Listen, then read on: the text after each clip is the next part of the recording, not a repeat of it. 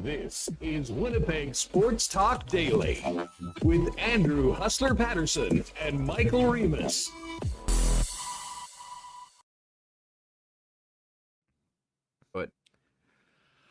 What's going on, everybody? Welcome to Winnipeg Sports Talk Daily, and it is a pleasure for the first time since we have started this program over 100 episodes ago, and for the first time in more than 600 days, it is a Blue Bomber game day in Winnipeg, Manitoba. What is up? Great to have you all with us. We are counting down till kickoff tonight at IG Field with the Winnipeg Blue Bombers raising the 2019 Grey Cup banner and taking on the Hamilton Tiger Cats in a Grey Cup rematch of the game in Calgary. The last three-down football game played here in this country in professional football. Welcome to the program. I'm Andrew Paterson along with the CTO Michael Remis, and we have a great show today here on Winnipeg Sports Talk. We will certainly focus in on the Bombers and Ticats, but there's lots of other things to get to. We're going to tee up the gold medal game in women's soccer, which mercifully has been moved from tonight. We no longer have a conflict between the Bombers and our women going for gold. That game is now 7 a.m. tomorrow morning. We'll all be able to have our cake and eat it too, be at the game tonight, and watch our Canadian women go for gold. Fabio Capone's going to join us a little later on in the program. And we'll also speak, and I know this will go over very well with certain regulars in our YouTube chat, Winnipeg Jet defenseman Logan Stanley, 2-year deal signed yesterday. We'll talk to Big Stan about the deal, his season past, his off-season, and the excitement around the new additions on the Jet Blue line looking ahead to next season. So all of that coming up. Milt Stegall in about 15 minutes or so to kick off the program. And as always, we want to welcome our family of sponsors, including our newest sponsor, Canadian Club Whiskey. We're so pumped to have the Beam Suntory crew on board. We'll tell you a little bit more about what they've got going as official sponsors of the Winnipeg Blue Bombers a little bit later on. We'll also a big thanks to Royal Sports, Not Auto Corp, Paramount Services Industry, Paramount Services Limited, Boston Pizza, the Nick and Nicky DQ Group, Little Brown Jug, Assiniboia Downs, Breezy Bend Country Club, and of course, Coolbet Canada. Let's get it going. Michael Remis joins us right now from WSTHQ. Remo, 0 more sleeps. I put a tweet out last night, a little bit of a Bomber fan roll call of who's going to the game tonight, and the notifications have been going off nonstop. This city is ready to go. It has been a long time coming. Oh, yeah. Bombers undefeated, defending that Grey Cup championship from 2019. Longest championship reign ever. Are you laughing so hard? This is embarrassing. This is embarrassing. Yeah. I just looked at the chat, and someone says, does Hustler have a sock hanging off his right ear? And I've just realized I still have this damn mask on. Oh, it's your mask. I often will roll around. I hate these. I'm so sick of these damn things. So you know how pumped I am for Saturday. I know that's a hot take in this town. But anyways, going in elevators, I often have it on. But if I'm not, I just don't want to lose it. So I have it hanging off the ear. So that was a bit of a fashion. That was a bit of a fashion faux pas. Shout out to everyone that picked that up. Yes. Picked that up. Sorry, not to derail things with a fashion fail here with a mask, although this is a great mask. Picked it up at Royal Sports. If you are one of those people that wants to wear a mask for the rest of your life, you can definitely pop by Royal and get one of these awesome NFL masks and a bunch of other ones. I joked that, masks are going on sale like a traded player after the deadline. I see the Jets. The Jets have a sale.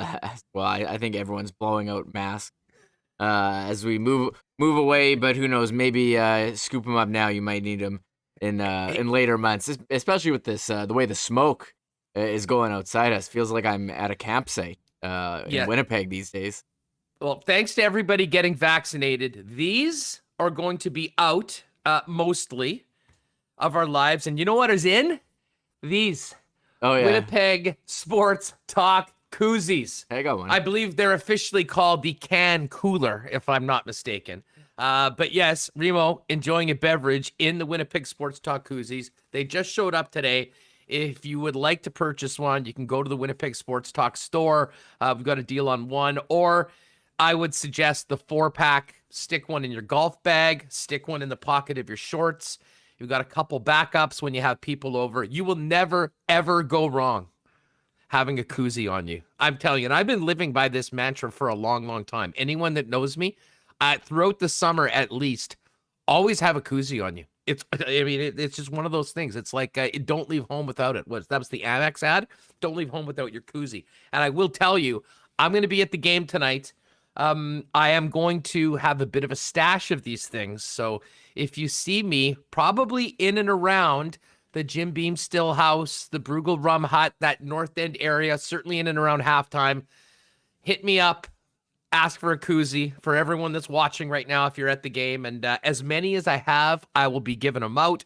But again, if you do want to support the store and pick some up, we do have some for sale right now on the store.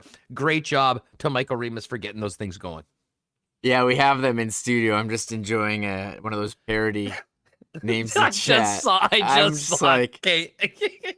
So yesterday, that's on me. Yesterday, you made a reference to a ball gag, and someone made an account WST ball gag. I'm like, man, I might have to toss you. Like, come on.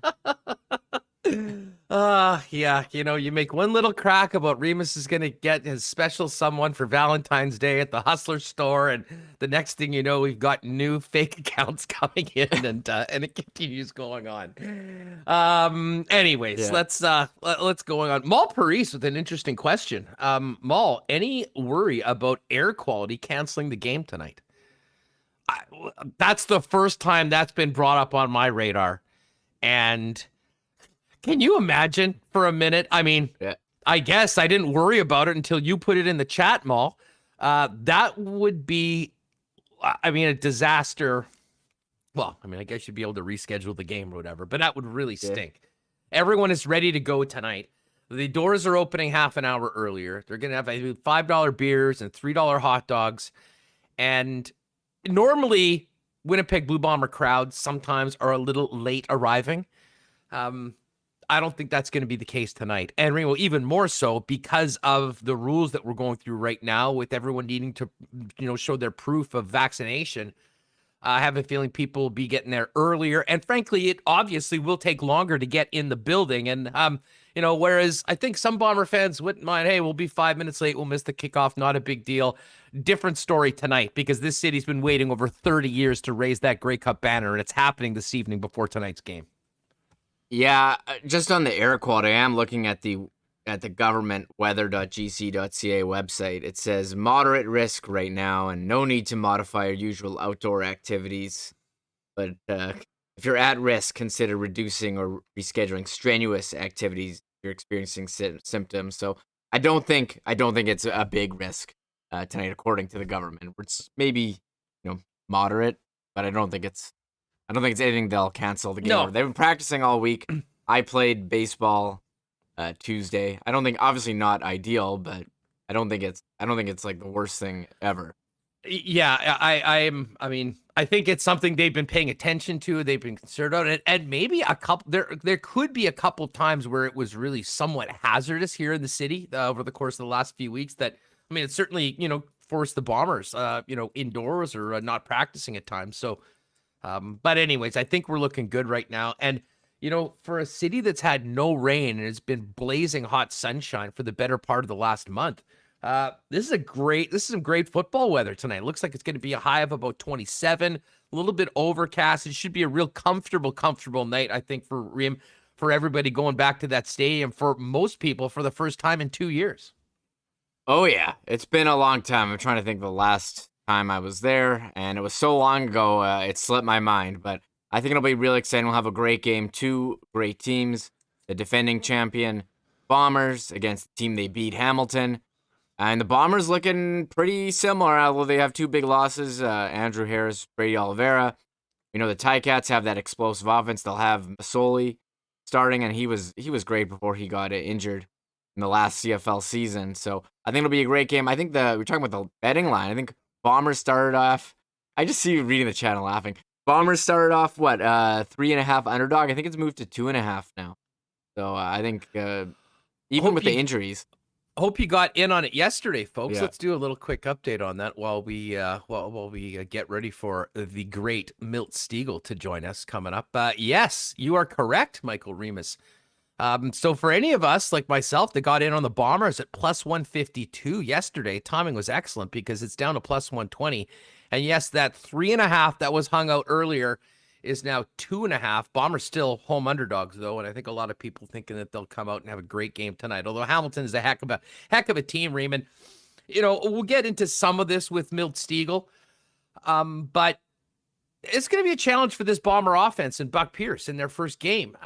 Going in without Andrew Harris and without Darvin Adams, and the Darvin Adams injury is significant. I mean, the connection that he had with Zach Collaros, albeit in only 4 games. Was pretty special. It changed the Blue Bomber offense, and he was that deep threat that you always had to worry about.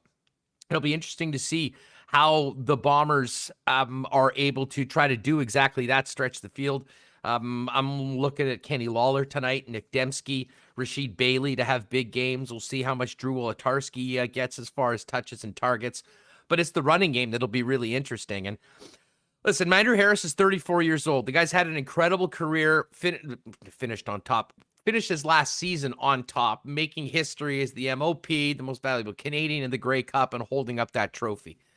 The fact that he's not in the lineup tonight and really hasn't been seen in training camp so far is, I think in some ways it's sort of a sign of things to come. And, Brady Oliveira is going to get this start tonight. I think that the opportunity for Brady Oliveira is to go in and show that he is very much the next man up. Because honestly, the way the season has started, and where Andrew Harris is in his career, I do wonder if he is a guy that can come back and will be a guy that, can carry the workload that he has carried for the Winnipeg Blue Bombers over the past few seasons, which has been as much as anybody in Canadian football, hell, probably professional football, when you talk about a share of carries and touches on his team's offensive plays. Yeah, when you talk about having a season off and older players, I go back a lot to the 06 loss, or was it 04 NHL lockout that wiped out 04, 05. And when everyone came back in 05, I mean, there were some guys who hadn't hadn't maybe worked out as much, hadn't stayed in shape, and came back and, weren't really the same players that they were after that year off. I mean, is Andrew Harris going to be one of those players? I don't know, but I do know that he's an older player and he's injured right now. So I think that's something to think about. Will we see, some guys who try to give it a go and simply aren't able to because, their bodies haven't adjusted to, getting back into football. One thing's for sure, it was a great talk with Marshall Ferguson yesterday, and he was mentioning how much the Bombers last season or last CFL season relied on Andrew Harris and Darvin Adams. We know Harris was a big focal point, and Adams as well. I think he said, they had 40% of the touches, something around there. And so those are huge contributors, but I think it was 39 just for Harris. And then it was another 15 for Darvin Adams. Yeah. So, I mean, essentially during those games, 55%. But the games Collaros was in. Yeah. Now, I will say this. I think the Bomber playbook is going to be very different going into week 1. I mean, keep in mind that Zach Collaros had 1 game and then was playing playoff games, and you still had Chris Streveler in the mix. So it was still a very run-centric, focused offense. I'm not sure that will be the case. Or I'll say this. I don't think it will be as run-centric as it was in 2019. I mean, part of it, we've been talking about it, the Bombers won the Grey Cup as the 9th-rated passing team in the Canadian Football League, and that's not normally the path to win championships, but they did it by dominating on the offensive line, dominating on the defensive line, and certainly that running game, and a unique running game, which both had Andrew Harris and Chris Streveler making things happen on the reg, was what they were able to do. I just think that is a little different now with Zach Collaros in and Chris Streveler not being a part of the mix. And certainly without Andrew Harris in it, we could see a different look at, as maybe more of a prototypical CFL offense. So I'll tell you what, no better person to talk about that with than our next guest. But as we do that, we've got a couple things to let you know about before we bring in the great Milt Stegall. We are so excited to welcome on a new sponsor to Winnipeg Sports Talk, and that, of course, is Canadian Club Whiskey, which is the official whiskey of the Winnipeg Blue Bombers, along with their partner brands, Bruegel Rum, of course, the Bruegel Rum Hut. I might see you there tonight with some of these Winnipeg Sports Talk koozies. Jim Beam Bourbon. They've got the Jim Beam Stillhouse there in the North End as well. At Northern Keep Vodka and Sauza Tequila. We cannot wait to partner with Canadian Club throughout the Bomber season and going forward on some great Winnipeg Sports Talk events and giveaways. And just want to welcome the entire Canadian Club and Beam Suntory team, James and KT. Thanks so much for the work you guys have put into this. It's great to have you on board. And we'll be cheersing a few CCs and Cokes, I think, tonight with 30,000 plus at the stadium. And whether it's the Stillhouse, the Bruegel Rum Hut, we'll see you there in the North End coming up at halftime. Make sure to hit me up. So great to have them on board. We've got some exciting giveaways coming up. We'll look forward to doing that too. If you haven't already and you need to get your blue and gold for the game tonight, there's still time to stop off over at Royal Sports, 750 Pembina Highway, 650 Rally EK. Was there just in the last couple days. I know my mom popped in to get my dad a Grey Cup champion shirt for the game tonight. They've got some great selection, tons of hats, hoodies. They've got it all, including 2019 championship gear. So if you are looking for a quick stop in and out for all your Bomber merch needs, hit up our friends at Royal Sports. And while you're there, check out the bikes, the camping equipment, the incredible cool stuff they've got on the King Skate, Snow, and Surf side. Not to mention football, soccer, hockey, baseball. They've got it all at Royal Sports, 650 Rally and EK. And of course, this is a perfect segue into our next guest because Not AutoCorp has been our sponsor and our partner from day number one.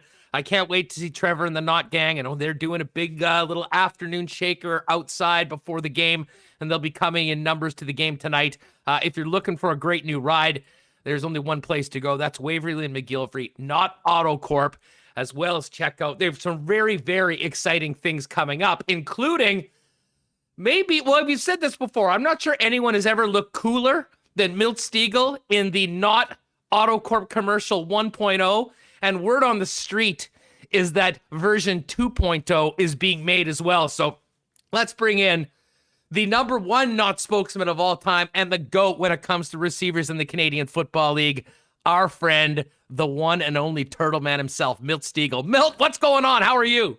Man, how are you doing, man? It's great to see you back on the scene. I'm loving it, man. I'm excited about football tonight, man. I'm just ready to go. So I'm in a great mood right now. You're not the only one, my friend. I can tell you, everyone, the chat is fired up that you're here, and honestly, just excited that we hopefully get some semblance of normalcy, getting back to that park for what will be an incredibly special moment. Not only having this community come together with 30,000 people at a sporting event for the first time since the pandemic, but also raising that Grey Cup banner that we've waited about 3 decades to it. I mean, as someone that bled and sweat and put so much into this team, I mean, we've talked since the team won the Grey Cup and how special that was for anybody connected to the Bombers. But what do you think, and how are you going to be feeling tonight when you see that stadium full and that banner go up in the peg?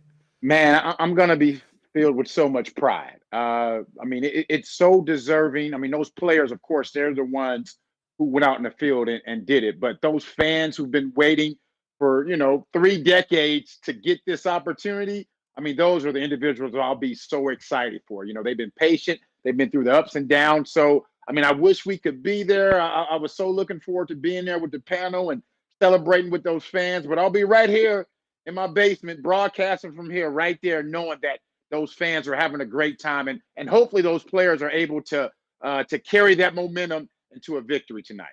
Well, and I mean, from a player standpoint, and Milt, you were legendary for the shape that you kept yourself in throughout your playing career, and I would imagine still almost to this day. That's just sort of the way that you were wired.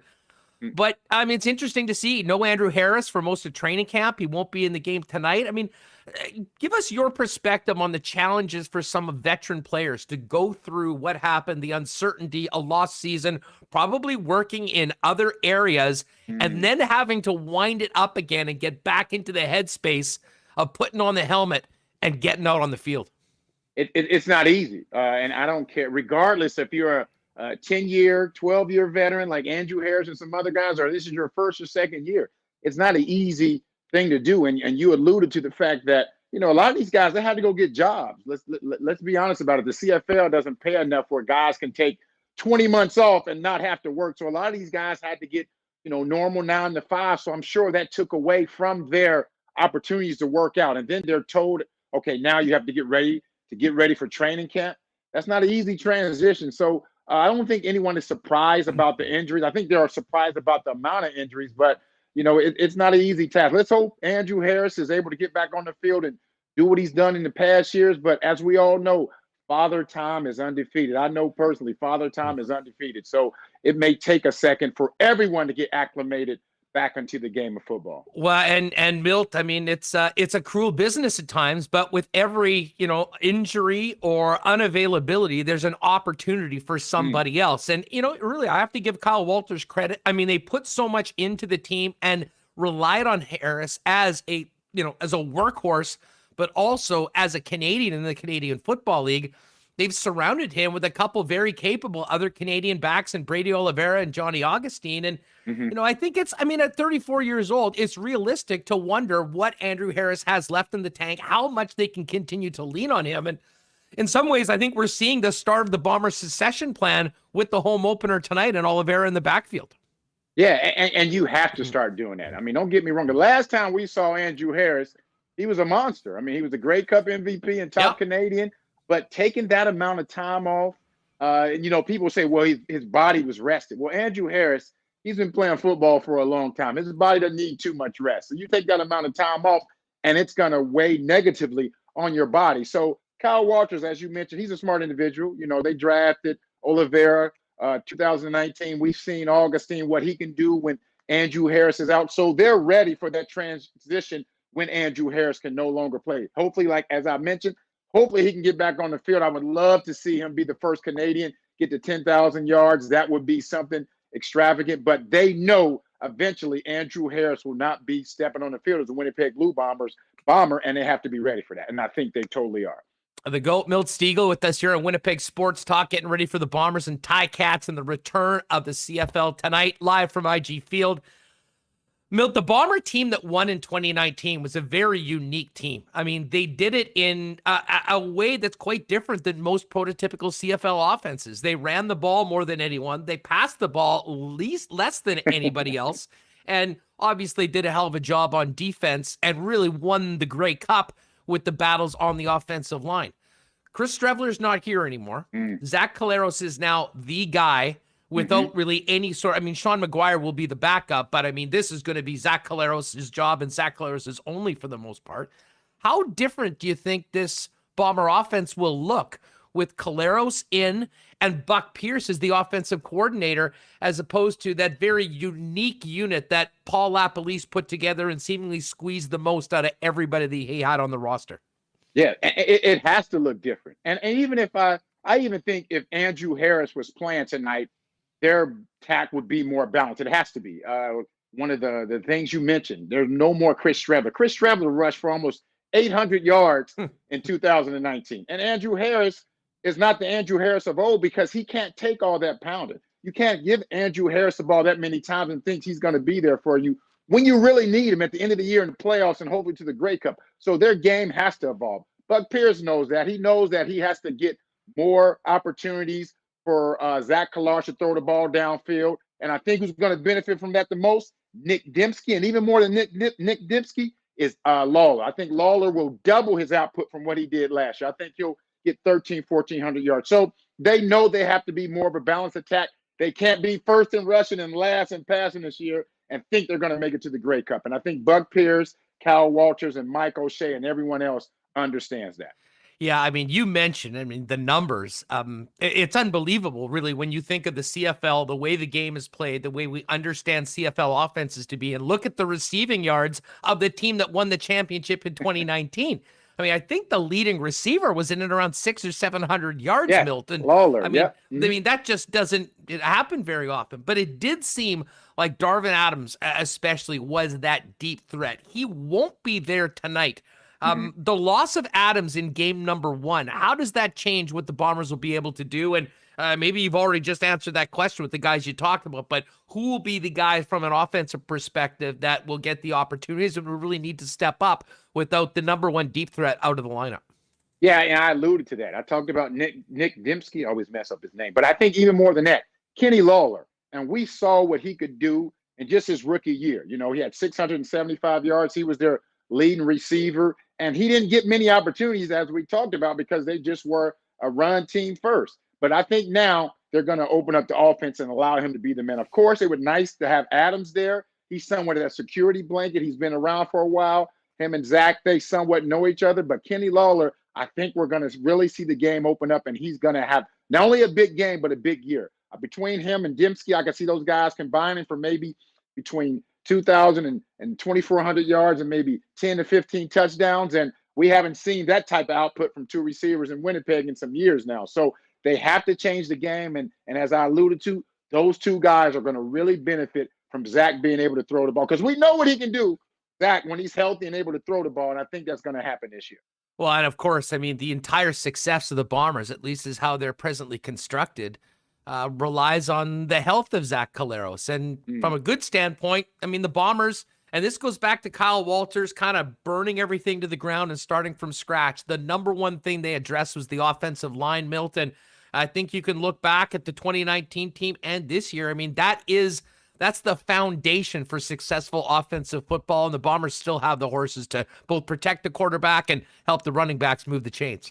Without a doubt. And that's the foundation. You ask any team, you know, what area they like to make sure is intact, and that's offensive line. And they have 2 of the best tackles in the game, even interior guys. They all play well together. And all these guys are good individually, but they're even better because they know how to play well together. In 2 positions, you can have the best individuals, but if they don't know how to play well together, it's not going to work. And that's defensive back and, of course, offensive line. And these guys have been playing together long enough. They understand their roles. They understand how important they are to this team, and I think everyone else does. And that's why they're able to keep doing what they're doing. They're going to really have to be on their game because they have to protect Zach. Don't get me wrong. I know Sean McGuire is a good quarterback. Otherwise, he wouldn't be in a professional level. But he's thrown 3 passes in his CFL career. And if they're going to depend on him to get back to where they were in 2019, that's going to be a difficult task. So they have to protect Zach for them to have an opportunity to get back to the Grey Cup. Well, Milt, you mentioned the 2 foundations of football. The offensive line, you know there's a big check for the Winnipeg Blue Bombers, and you can probably put them right at the top of the league. The defensive secondary is an entirely different story. I mean, you're losing Winston Rhodes, you're losing Maston, you're losing Sales, who's now on BC. A lot of newcomers. Brandon Alexander is going to move to the safety position. He talked about how, as a communicator, that will hopefully help things. But if there's an area of concern, or maybe, you know, we'll see how it goes, it has to be the secondary on the Bomber defense, no? Without a doubt. And they're going to be challenged. I mean, you're playing against the best playmaker in the game tonight in Speedy Banks. And I'm sure Jeremiah Mazzoli is going to try to come out and throw it deep right away. The last time we've seen Mazzoli play was against the Bombers when he got hurt in 2019 in July. So he's going to come out and try to air it. If my understanding is correct, they'll have 2 guys who've never played in the CFL in that defensive backfield. And I'm sure, you know, they're going to try to go up to those guys and see what they can do. But when you have 2 defensive ends coming off the edge, like the Winnipeg Blue Bombers can, against 2 basically fresh offensive tackles, that helps out your defensive backfield. So Willie Jefferson and Jeff Coat, they have to understand that they have some guys out there who are raw. They're good, but they're raw. So getting more pressure on the quarterback, not allowing him to sit back there and survey the field and throw the ball wherever he wants to, will make it easier on those defensive backs, because they're going to definitely need it this evening. Hey, Milt always brings everybody out. It's great to see everyone enjoying Milt. And a special shout out and good luck to the Winnipeg Blue Bombers. I see the team has popped into the chat. Great to see you all. Keep up the great work and good luck to everybody out at the stadium who's worked so hard to get here. Let's talk a little bit about, well, just before we finish on the defense, Milt. You mentioned the pressure will be on these newcomers to show that they can do it, and what a test going up against Masoli and Banks and the Ticats in game number 1. The one thing that really was the difference maker, I think, in the Grey Cup is the way Willie Jefferson and Jackson Jeffcoat abused the Ticats offensive line. I heard Doug Brown saying their starting left tackle was coming down with the flu, as he likes to call it, for this game tonight. There is a lot of pressure, though, on those guys to get to Jeremiah Masoli quickly, and obviously have Adam Bighill in the linebacking core hold things down. Because the quicker you can make the quarterback make decisions and hopefully rough him up and get him on the ground, the easier it'll be for these newcomers to handle some pretty high octane players in Hamilton's unit. Without a doubt, and Jeff Coat and Big Hill and Willie Jefferson, those guys know that they have to rev it up this first game. It's not going to be easy task. You're playing against the team who a lot of people are predicting to not only get to the Grey Cup, but win the Grey Cup because they have so many pieces coming back from one of the best teams ever assembled in CFL history. So those guys are going to have to rattle Jeremiah Masoli early. He's going to be anxious to go out there and make some big plays because he hasn't done that in a while. But we know the Winnipeg Blue Bombers have the capability to go out there and put it in his face. They can't allow him to run around. They can't allow him to sit back there and throw the ball. If they do that and they can do that early, he'll be pressing because he'll be anxious to make some plays. And then those defensive backs will be able to make some plays on their own. So it's going to be a difficult task, but they have the talent. They've shown it in past years where they can come out and put some pressure on the quarterback, and that could make the significant difference in winning this game. Milt, I know you and the TSN guys will be at some point hitting some of the lines and the odds and the TSN Edge stuff this year. I have to ask you, just from your perspective, does it make sense to you that the Hamilton Tiger Cats go into tonight's game as a favorite in this game and the favorite to win the Grey Cup? I would have to say yes. They just have so much firepower. They have a quarterback duo like no other. I mean, if Jeremiah Masoli is not playing well or getting hurt, they have a guy who can put in, who led their team to the Grey Cup. They have their special teams unit is great. Frankie Williams can return the ball. They have the best playmaker in the game. Defense is solid. So everything, great coaching staff. So everything is in place for them to be the favorite. But hey, they basically had all that last year and they couldn't get it done. So we saying they are the favorites, or it's just us saying they're the favorites. So it means nothing. But I think that is the correct decision right now to say they are the team to not only make it to the Grey Cup, but win the Grey Cup. But who am I to say anything? I don't have any Grey Cups at all, so we'll see. Milt Stegall with us here on Winnipeg Sports Talk Daily.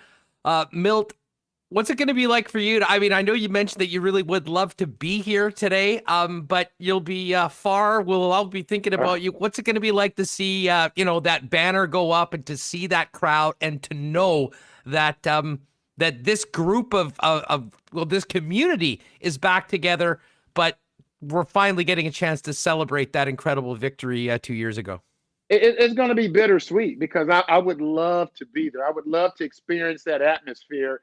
And I've experienced some crazy atmospheres in Winnipeg, but I would love to be there and hear that and feel the energy. But unfortunately, I'm here in Atlanta and I'll be there cheering and watching, and I may even shed a tear. I sweat or shed a tear. It's all the same. But I mean, it's going to be something exciting. And for everyone who's there, for that sellout crowd, for those fans, for the city of Winnipeg and the province of Manitoba, this has been so long coming. And I'm just so excited that everyone gets to experience it. All the people, I know Dave Asper, he's so excited, and everyone else, because this is something a lot of people have been waiting a long time to experience. And I'm just so happy that they're finally get to experience it. Well, Milt, I've been doing this for 15 years and talking about this team and talking about you and everything. And we've been waiting for this night for double that going back to it. So it absolutely is going to be a special night. As far as the CFL goes, now you and the guys on TSN are going to be chopping this up throughout the weekend and going forward. Your thoughts on the West Division right now? Marshall Ferguson came on with us yesterday for a great chat. And, one of the things we sort of had to admit that there's a lot that we don't know because of this unprecedented time of this team's being off. I wouldn't be surprised if midway through the season, we're talking about guys on all of the lead leaderboards that we don't even know whose names they are right now. But from your perspective, when you look at this landscape of the West, who's the team to beat, and who are teams that maybe you're high on that have a chance to really contend for that West title? Ooh, and as you mentioned, it's crazy.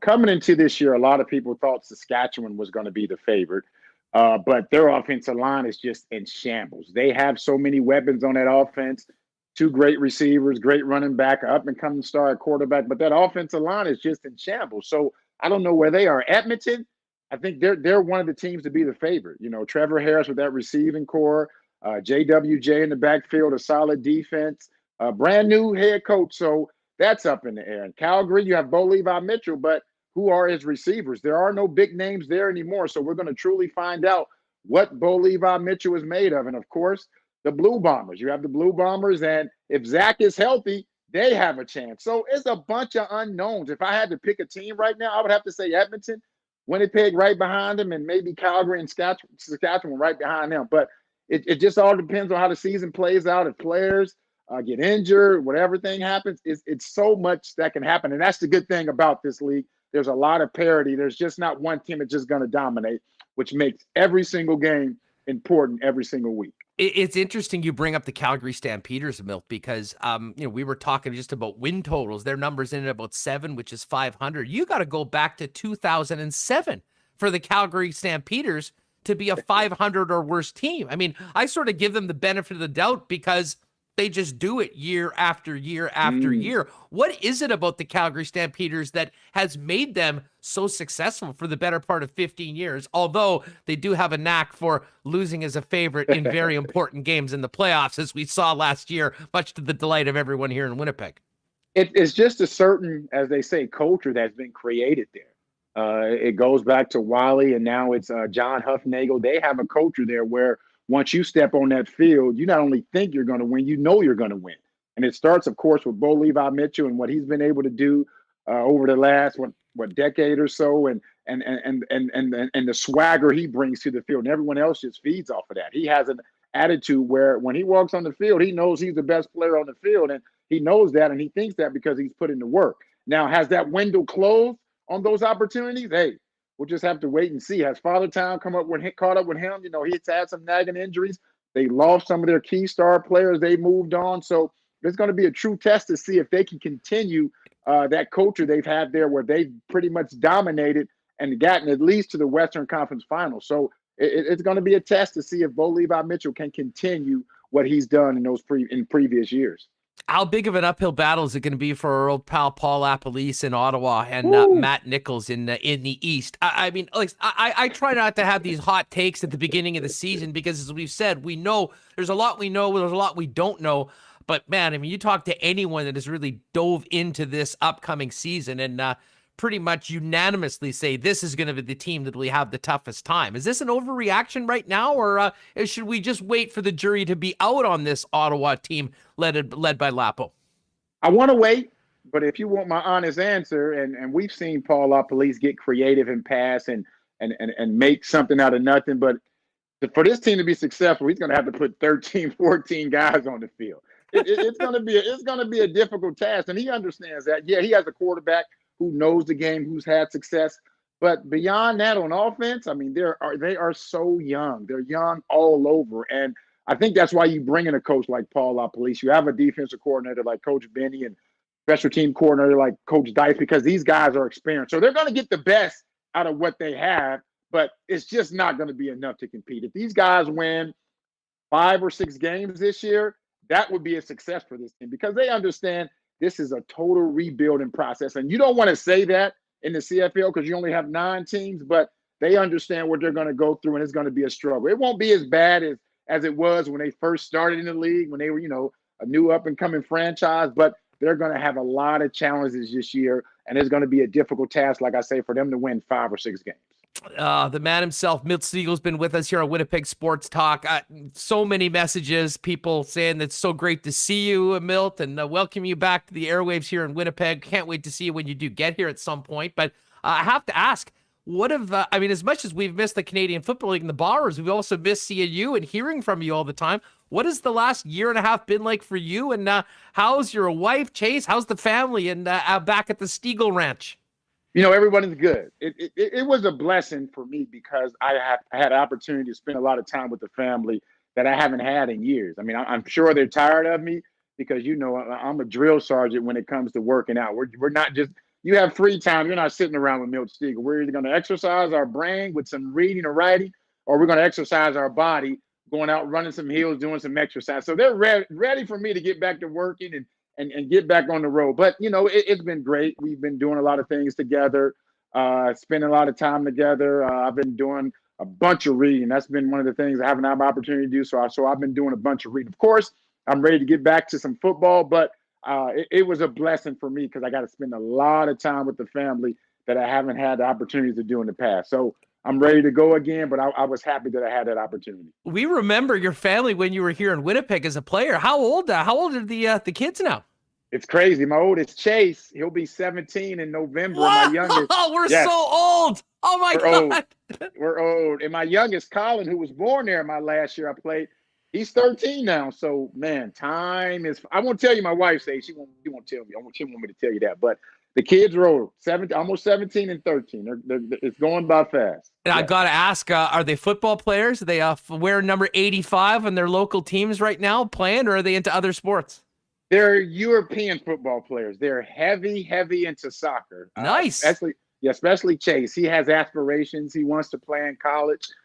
So we'll see what happens. But they play a little bit basketball, but they basically play soccer all year round. That's their sport. Well, I'll tell you what, we've got a big soccer game coming up for our Canadian women's team after we bounce Team USA. They've moved that 7 a.m. tomorrow, so everyone fired up about that. But, of course, the focus is on IG Field tonight, and there will not be an 85 in blue on the field, but I can tell you there'll probably be hundreds of 85s in the stands. You're still number one here in the Peg, Milt. Can't wait to have you back, and just can't thank you enough for taking some time to join us and Bomber fans here on Winnipeg Sports Talk before we get the great 3-down game back tonight here in Winnipeg.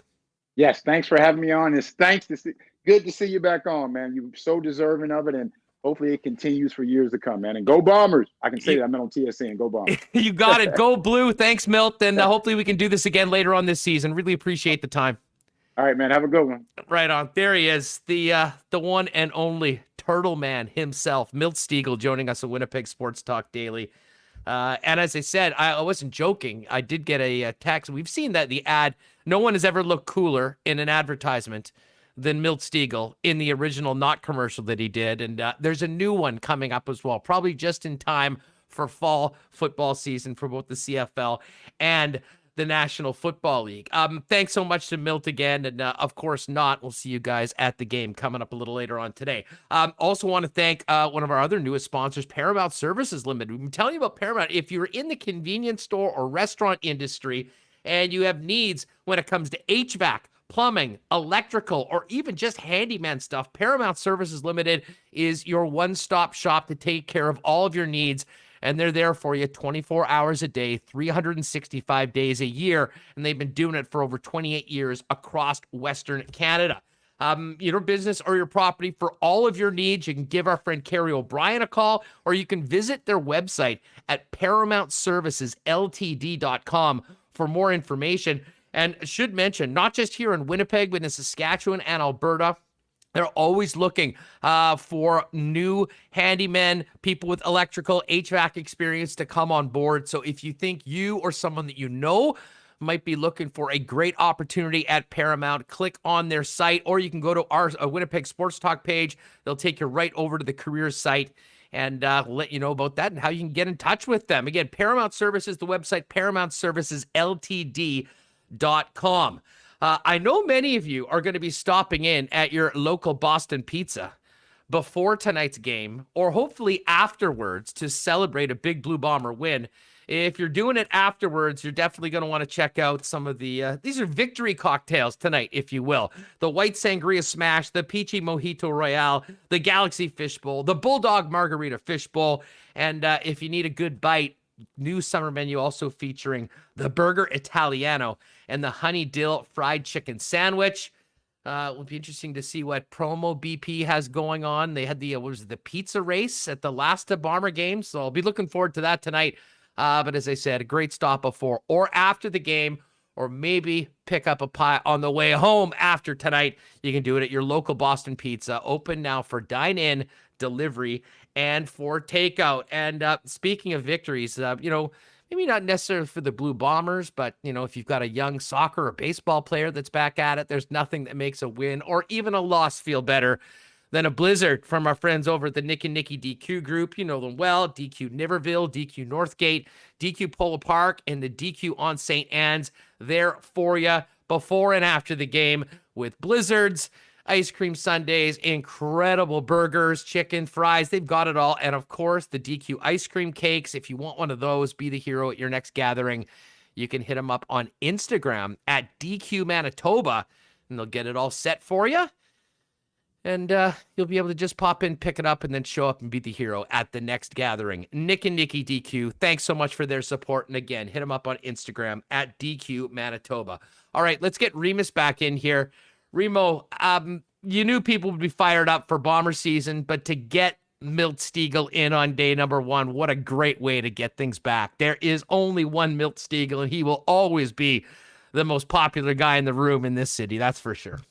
Yeah, everyone was fired up in chat, saying that, wow, Milt looks exactly the same. He looks like he could probably still He could play right up. now. He probably could. I get that feeling. So, I mean, have him run some short routes, get open. The hands are definitely going to be there. And it sounds like he's working out all the time from what he's saying. So, great chat. I'm fired up for the start of the season. I started looking over my CFL DraftKings lineups yesterday, becoming more familiar with the league and all the changes. A lot of explosive offenses out there, and I think we'll definitely see one tonight with Hamilton. I know Addison is not going to play, solely quarterback. Brandon Banks, he was one of my favorite players during the last couple CFL seasons. So explosive. Guy makes plays. I think they're going to have to watch out for him because he has torched the Bombers in the past. I knew they do, as you mentioned, they do have some changes in the secondary.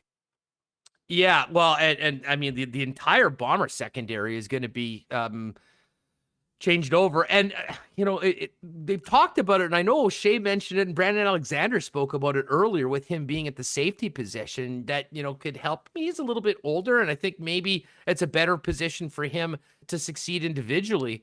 But the other thing, Remis, that is so important, and Milt touched on that, is the communication, especially with two new players that might be incredible athletes, but don't have the experience in the CFL. It'll be their first game with the motion, the waggle, and man, to do that going up against Brandon Banks in game number 1, that is not that's not the matchup you want to get your feet wet in the Canadian Football League. And to me, that's why there's even more of an urgency for Willie J, Jeff Coate, and the big boys up front to get into that backfield and don't give Jeremy Masoli the time to wait for Brandon Banks to find 10 yards of open space and then run all day. Oh, yeah, and let's see what happens with those guys. I saw some, stuff about the Ticats D-line and O-line banged up, a lot of inexperienced guys. The one thing for the Bombers that we know is, the O-line pretty much intact, the D-line or the D-line and linebackers looking pretty good too. So, I mean, someone mentioned, Bombers, they weren't favorites on the way to the Grey Cup. I think they were underdog in every single game, and they're an underdog again tonight. And 2.5 points, so kind of like a pick 'em, although they are home. So if you give them the 3 points for home, so maybe to Hamilton, they got Hamilton a bit bigger number. But it did. I mean, it opened up. Opened up in some places at 4 and even 4.5, and that's with the Bombers as 3 point. Getting the 3 points for home. So I thought that was a little bit out of whack. I mean, to me, as I said, we kind of went into this with Milt. I mean, the blueprint for the Bomber success was really the foundational aspects of championship football teams, the line of scrimmage. It was the Bomber offensive line that, completely dominated Hamilton's side of the football. And, I mean, Dane Evans had no time. I mean, he had Willie Jefferson in his face. He had just simply the Bombers kicked the Tiger Cats' ass for 60 minutes on both sides of the line of scrimmage. And that's why the Bombers ended up raising the trophy. But it would be foolish, I think, Reem, for any of us to expect that Hamilton is going to look like they did in that game in Calgary in November of 2019. I mean, they've been sitting on that loss for over a year and a half and bring back an incredibly talented group of players that probably even now still have a bad taste in their mouth about how the 2019 season finished. For sure. And I think Hamilton's been like that the last couple of years where they've got this dynamic offense in the regular season and then the playoffs come around, doesn't have the biggest success. I know they have had the injuries, like Masoli, who's been so good throwing deep balls in, but Dane Evans came in and he was also excellent. So they're pretty lucky to have two quarterbacks. And I think that is one thing here we're kind of keeping an eye on us for the Bombers. Like, oh, who's the backup quarterback? Who's going to be kicking the ball? Medlock moving on, and then bringing in Leggio and Tyler Carpina. And what's the other thing? Hey, Andrew Harris not in. Will Brady Oliveira be able to shoulder the load? And how much impact does Johnny Augustine have as well? And I think that's a question also for fantasy players like myself are wondering about. Yeah, exactly. Well, I'll tell you what, there's a lot of questions about every team going into tonight's game. But when it comes down to it, I think we'll have some answers, today about maybe who the top team and who the favorite is for going forward. But there's a lot of football to be played, 14 games. But the bottom line is almost the game and the result of tonight's game is going to be secondary. It's getting this community back together with 30,000 plus in that stadium and raising that banner, getting back together, and then enjoying what will be a great football game. And what a week it's been. You had the Manitoba Derby on Monday, the Gold Eyes opener back in Winnipeg on Tuesday, the Blue Bombers opener tonight on Thursday, and of course last week, all the excitement about the Winnipeg Jets and another member of the Winnipeg Jets signing yesterday, much to the delight of many people in our chat. We know who you are because Logan Stanley, of course, has a new 2-year deal with the Winnipeg Jets. And, we've had a bunch of the other players on the show before. It's an absolute pleasure to welcome in for the first time to Winnipeg Sports Talk, fresh after signing a new 2-year deal with the Winnipeg Jets. It's Logan Stanley of the Winnipeg Jets. What's going on, Logan? Thanks so much for doing this. Hey, how's it going? Yeah, thanks for having me. It's going well. People are fired up. I got to tell you, Jet fans were already in a great mood last week when we saw the additions that Cheveldayoff made on the blue line. People were fired up when they heard that you got your deal signed. And, for sports fans, it's been, just to have our teams come back and have places to go and things to talk about, obviously, has been it's been great for you. First off, let's talk about it. You signed the deal yesterday. How did it come together? Was it nice and easy? Did your agent just call? We got a deal, sign it, and you're already thinking about next season? How did it all happen? Yeah, that was pretty much it. I was up at the cottage with my parents on the weekend, and he had said they made an offer Friday, and then they called back on Tuesday, and I was more than happy with the deal, and I said, yes, sounds good. So it was pretty easy, I think. I'm glad to be back, though. And listen, there's a lot of people. The chat's going crazy right now. You very quickly became one of the most popular players on this team, certainly here on Winnipeg Sports Talk.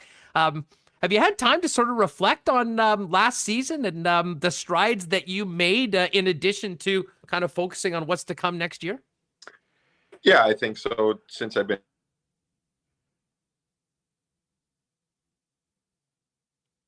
Oh, you know what? Hey, Logan, we just had an issue, and this happens sometimes when you're working on the phone. You probably had a call come in, and it ends up muting you. Do me a favor, just click out and then come back in, because it's a weird thing with this OBS. Sometimes when that happens, it ends up muting you. So just pop out and then come back in if you could, and we should be good. Okay, perfect. Logan, can you hear me okay, or can we hear you? Yeah. Okay, awesome. Yeah, sorry, I was just asking you before we got muted about the season that you had last year. I mean, I don't think a lot of people expected you to play as much and have the impact that you made, but by the end of the season, you were a guy that Paul Maurice was really leaning on. Yeah, I think that was, being a young guy coming in with, older guys on the team, and you have to build that trust and prove that you're able to play. So, I think Paul and I have a great relationship. He's, a great coach to start, but he's just a great communicator, and he's a pretty honest guy. And, a guy that you want to play for, and you want to do whatever it takes to help him win. It seemed, and we talked a lot about this on the program, about your confidence seemingly, and it was obvious. I mean, you come in there, you want to make sure you don't make mistakes your first few games in the league, but as the season went on, it seemed like you were far more comfortable and far more confident. Is that accurate? And how would you assess the way you adapted to the NHL game and continue to improve? For sure. I think confidence is a huge part of everybody's game. You need to play with a certain amount of confidence to be at your best, I think. And so I think once I was playing in a few games and realized that, okay, I can play here, I can play with these guys, your confidence grows and you start making, plays and going outside your comfort zone a little bit, which I think you have to do sometimes. You also got a chance to, begin playing special teams, killing penalties a little later on in the season. And of course had that 2-goal game in the playoffs. The game didn't end as, everyone, especially the guys in that room, wanted to. But when you think back to this season, I mean, is there a moment where you sort of, I don't know if I want to say a light went on, but you sort of felt like, okay, I'm here and I belong? Or was it just sort of a gradual thing where you're trying to get better every game and feeling a bit more confident as the season went on?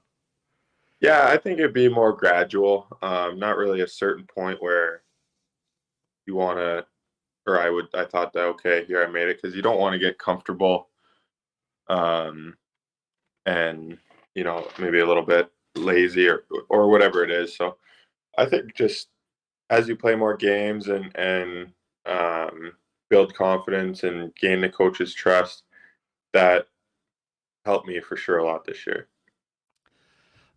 We spent a lot of time, as every hockey market did, talking about the expansion draft. And, there was a number of players that, you knew pretty much were going to be, and then you knew there was going to be some really tough decisions for general managers. And the Jet blue line was particularly one in that, you had 4 guys that, were right in the mix. You had 2 in Pionk and Morrissey with their contract situations were likely going to be exposed or likely going to be protected. And it was going to come down to you or Dylan DeMello, both very important parts of the team going forward. Did you think about that at all? And at what point did you find out that you were protected? And what did you think when you found out that the Jets had made that commitment to making sure that you weren't selected by Seattle? Yeah, I was relieved. I didn't want to leave Winnipeg. I want to play there. They drafted me, and so when my agent called me on at the deadline, it was maybe an hour or 2 before the deadline, for the teams to have their lists in, and he said they're protecting you, and I just was kind of a sigh of relief. It was a good feeling, and I was actually up with my parents that weekend, so we were pretty happy. Well, and I can tell you, Jet fans are even more happy. And listen, Mason Appleton was a hell of a player. And I think, people really, really, and we'll be sorry to see him go. And it's a great opportunity, honestly, for Mason when you consider how deep the Jet forward group is. But all the conversation about the Jets needing to improve on defense, the last thing this team could afford to do was lose either you or Dylan DeMello. What was the group chat like amongst the defensemen when we found out that Dylan DeMello was going to stay a Winnipeg Jet? Well, I think everyone's happy that DeMello is going to be staying in Winnipeg. Obviously, we're going to miss Appy. He's a great guy and a really well-liked guy in the room and a really good hockey player, like you said. But, that's part of the game, and everyone lost a player. So I think we're happy to have Smoke still, for sure. He's a really good defenseman and someone that I really enjoy playing with. So I'm definitely happy he's still here. Well, and you mentioned it, what was it like? He seems to be a guy that makes his partners better. He certainly is a calming influence on it. I mean, how much did he help you through your rookie season when he was playing on the right side with you? For sure. He's really helpful guy and just a super nice, down-to-earth person. So it was easy to get to know him and play with him and just subtle little things, after a shift or, after practice, just a little, hey, try this or try that. And, we get along really well, which I think helps us on the ice too. Now, you mentioned that, there was a real concern that one of the two of you would leave. That didn't happen, and there were 2 big additions on the blue line, Brendan Dillon and Nate Schmidt coming to the Winnipeg Jets. What did you think about those big trades that the Winnipeg Jets were able to make, Ken Cheveldayoff, and how this defense looks a lot different than it did at the end of the season with those two new guys on the squad? For sure. I think, they're both great hockey players, and they're veterans in the league. So it makes our hockey team much better, and our decor is looking pretty good, I think. So I'm excited for the season. I can't wait to start. So I think, both great moves, and they seem like great guys. So it'll be perfect fits for us. Logan, two more questions for you. First up, tell us about the off season. You mentioned you're taking a bit of time out at the parents' cottage, which I'm sure is great. You're already training for the off season. And what are you working on? What's the focus before you get to training camp here in Winnipeg? Yeah, I was up at the cottage after the season. I went up for 4 or 5 days and hung out with mom and dad and my brother and just relaxed. So that was a lot of fun. And then, I didn't want to take too much time off the ice. I wanted to stay on the ice and just stay in shape and not feel like I was trying to, get my conditioning back and the stuff like that if you take a longer time off. So still working on my skating and getting stronger and faster, because the game's so fast now. So, working on that and just trying to enjoy life a little bit, play some golf here and there. Nicely done. I have to ask you about your number, because it has been a topic on this program. As you sort of established yourself last year, there's a lot of people going, well, I want to get a Stanley jersey. And we sort of said, well, listen, he's wearing 64 right now. I mean, I'm pretty sure this is like a number he got in training camp or whatever. He'll probably be changing it at some point. And then we saw all the new numbers yesterday, and you were not on that list. Is 64, is this your own choice right now? And if so, what is it about 64? And just confirm that you'll still be wearing it going forward so that people can pick up their Big Stan jersey. Yeah. I'm not going to switch. I've never really been a guy to care what number I wear. And 64 is my dad's birth year. So I guess there's that. And I know there's been people buy some jerseys and some things like that. And you know what? It worked for me last year, so why change? That'll be good. Well, we were saying if it was going to be in numbers in the 60s, 67 might make a little bit more sense as a tribute to your height right now, reminding everyone who the biggest guy on the ice is. Yeah. But in the meantime, it's just good to know. We'll look forward to seeing that 64 back on the ice and to see you and the rest of the Winnipeg Jets back at it. Have you thought at all about what it'll be like to get back out on home ice in front of a full building of Winnipeg Jet fans after playing in empty barns all last season? Yeah, I've thought about it a few times, and every time I just almost get chills, because I think we have the most passionate, loyal fans in the whole league. So, they're going to have that place rocking the first night and all season. So I can't wait.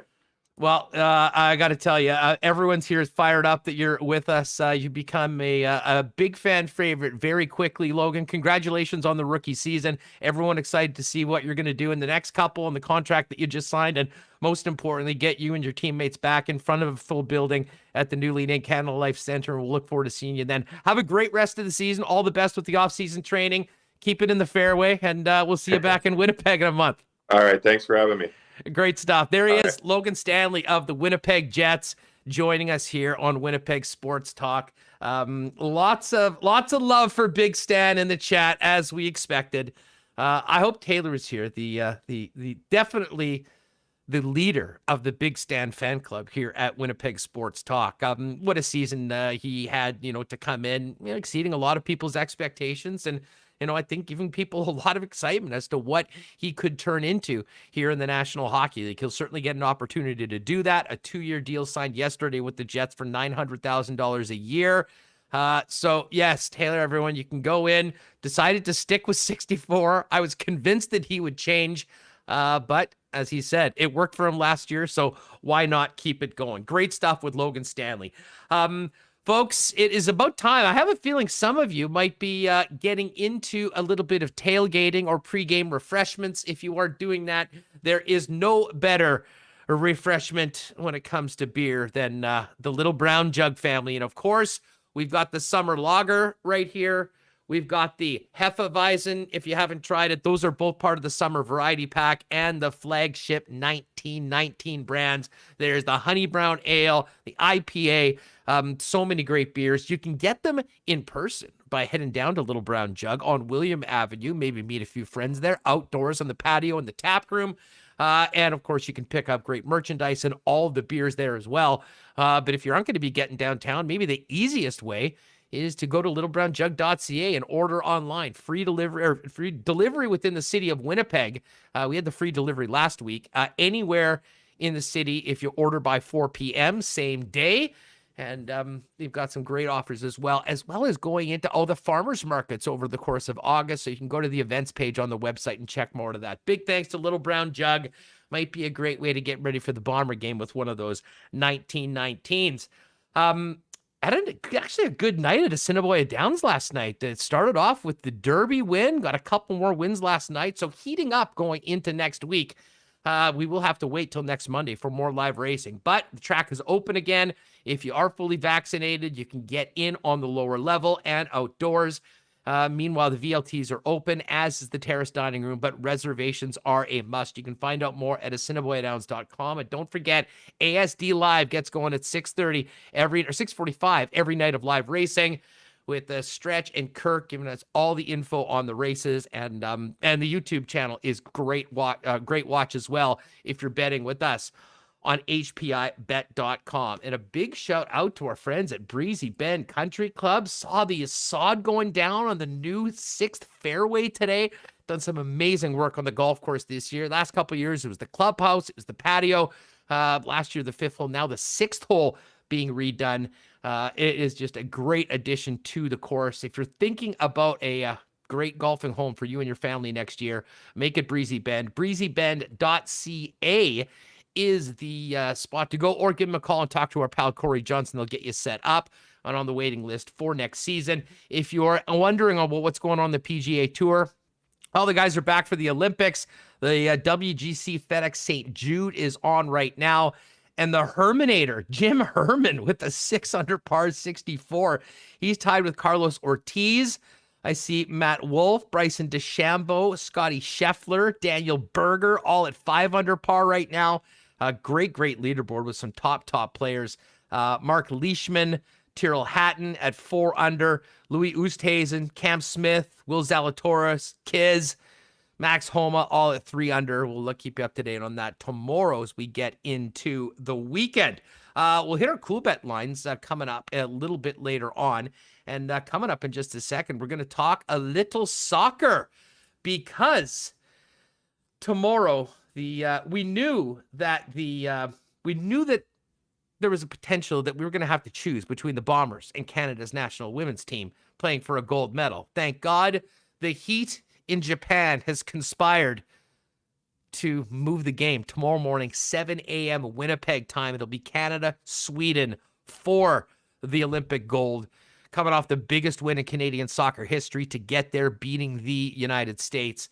And going to bring in a good friend of mine, Fabio Capone. He is the head coach for the women's FC Manitoba. Has worked with a number of our top young female players who are now heading off around the continent to get into university skeds.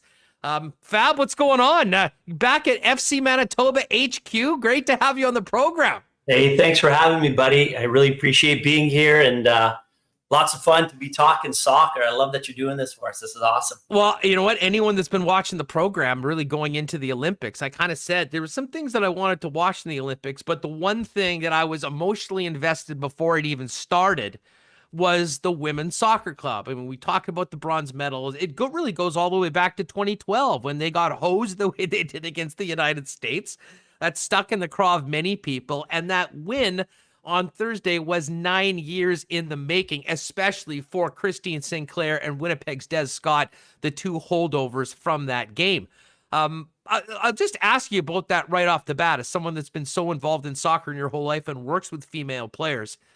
The importance and resonance of that win over the United States. I mean, we've called it the biggest win in Canadian soccer history. I mean, I think it really is by any measure. Have you sort of put it into perspective how much that means to the soccer community and what it could mean, especially for girls soccer going forward? Yeah, that's a great question. I don't know how much thought I put into it, because I think about these things all the time. With just so much going on in the world today, and just for girls to be able to aspire to such a cool goal. I think being the underdogs, and there's been a lot of great stories lately of underdogs prevailing, and just to have this happen, and again to have, like you alluded to earlier, somebody from her own backyard to show up at that stage and perform as well as she is. It's just kudos to everybody that's worked with her in the past. How Canada soccer is starting to strive, how sports in general, especially for females. I'm a father of a daughter, and it's exciting for me to be able to look and say, you know what, nothing's out of reach. And that's basically why I've been involved with the FC Manitoba team. Just because there's so much opportunity and so many amazing players throughout our province, and females that I've worked with in the past, and just loving the opportunity to be able to kind of further that pathway and have them be able to aspire to this. This is attainable for sure. Well, let's talk about Des Scott, because listen, I've been doing this for, was lucky enough to be at the U of M before I sort of transferred into this line of work, as Des was finishing up her time as a Bison. And her getting an opportunity to even play with the national team was incredibly inspiring to every young woman on that squad. But I have to ask you, now that she's had this incredible career, will go down as one of the most impactful women's soccer players in Canadian history, and one of the most significant athletes of this generation from Canada, and certainly the city of Winnipeg. What is the Des Scott effect on girls soccer? I mean, I know it from my niece when she started playing. I mean, they sort of idolize this girl that they see playing in the Olympics, and the fact that she's back again, and now they're knocking on the door of the ultimate victory. It must be tremendous for the effect that has on young girls from Winnipeg that, maybe we're on a similar path. And Des, who kind of played at her community club, got going here in Winnipeg and sort of got discovered, if you will, a little bit later on. Yeah, and I think that's exactly it. And I'm hoping that's more of the model that's, approached. There's so many, different levels of soccer, and there's this race to high performance at the earliest of ages. And, Des is a testament of, just like you alluded to earlier, just kind of going through the system. And Des could say it best herself, but when I think of her, every time I've seen her speak, every time I've seen her in person, she's always had a smile on her face. And, sometimes when I walk around the pitches these days, I don't see that necessarily. And I think she's the type of person that's been able to bring that smile back to, especially on the girls' side, that light. And I'm really hoping for that again. Hopefully there's just a changeover again, and generational, and girls can see that, this is the right pathway. Stay local if you have to. I know a lot of girls that I work with have gone on to U.S. colleges and to other provinces for universities, etc. here in Canada. But stay local, and your opportunity could present itself just the same, just as it did as Des, and really just enjoy it and love it, and realize that you're not in no race to anything. That it could happen, later on in life. Just stay the course and enjoy it. Well, she's an inspiring person, never mind an athlete. And, I think about the effect that she has and what she's accomplished, and the person that she is on young girls and women playing the game. But to be honest with you, I mean, if you're not inspired or don't get a smile on your face watching Des do what she does or listen to her talk, you probably need to check your pulse, because I mean, she is someone that brings that out. How has she been able to do it at this level for so long? Because it really is incredible that, kind of breaking into the national team later that many of the kids do nowadays. She's now back for a third time, and her and Christine Sinclair, who has her own incredible accolades, pretty much unmatched in the sport, are still there from that 2012 team that we saw lose that heartbreaker in such controversial fashion to the USA. Yeah, well, I think I'll speak a little bit more general, because it wouldn't be fair for me to speak on Des's part. But what I do know of her is character. Just the way she carries herself, and we've seen that from Sinclair as well. It's the person before the player, and the way they just step up every time. If you see them, they're always there to first person to, put out a hand and shake your hand or offer a picture with the girls or anything like that. And that type of character serves well in these types of sports and in these types of environments. Like the technical and the tactical aside, just to be able to get up for games like this. And as we've seen here, the time's been changed. You're going amidst, COVID type style training. There's so many factors going on, and to be able to continuously adjust and be adaptable. And I think adaptability would be the key word for me when I think of Des or if I think of Sinclair, because I know as I move on in years, the body is kind of taken over for me. But for somebody like themselves, they've lined everything up. They have to train that much harder, I would assume. And the game has gotten a lot more technical these days. And, tactically, you need to be, savvy with all the information that you're getting. So there's a lot of work that's being put on them, and to be able to constantly perform. And again, just to be able to have her in our own backyard is just a great testament to Manitoba soccer. Fabio Capone with us. He's the head women's coach for FC Manitoba and a great friend of Winnipeg Sports Talk. Let's talk about how they've done, because I've watched every second of these games. I've been into it, but I don't understand the X's and O's and the tactics and whatnot. I just know when things go well and things when go bad. How has Canada done it? What have been the keys to their ability to get on the precipice of the greatest win in Canadian soccer history? Well, I'd probably bore people with the things that I think I see. But for the most part, I just think structurally they've been really prepared. They have a game plan, and they lead off the front foot. If you go into a game like the U.S. and you think of all the players across from you and all the things you've seen, and that's kind of stuff will get into your head. So you just need to stay the course. And I think in years past, it's always been a challenge where it's always been look at the opposition. We have to kind of be on the back foot. Let's defend, et cetera, et cetera. Whereas you're seeing now that, Canada is leading. They go into the games on the front foot. They have players that have been there before that are playing at high levels of soccer. And there's just a confidence, a swagger about them, which is really exciting. So there's a lot of good, things that they're doing throughout the game. I think individually, they're that much more confident in their own ability and their awareness as teammates. And I think that's just the Canadian pride, that willingness to never give up and that desire to want to win. They, to me, resemble a real, what looks like to be a united team. Some things could be said about the U.S., where there was individuals at the forefront.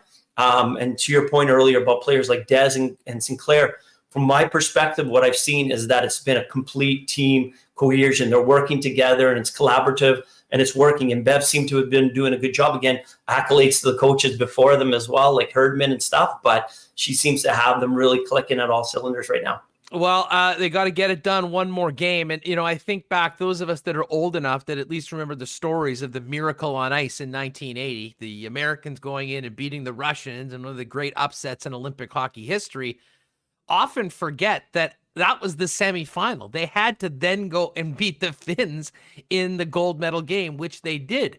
I have a feeling that there will be vibes of that with tomorrow, because beating the U.S., this has been the team that's dominated women's soccer for the better part of the last 15 years, Fab. So to finally get over the hump in some ways is a victory in itself, but there is still more to go. Tell us about the matchup against Sweden and the opponent for Canada, also a heavy favorite, much like the United States was in the semifinal matchup, and what the Canadians will be going up against when they kick off tomorrow morning for gold. Yeah, and I think you nailed it right there. That's the biggest challenge, is that you may have really thought that you've won the gold.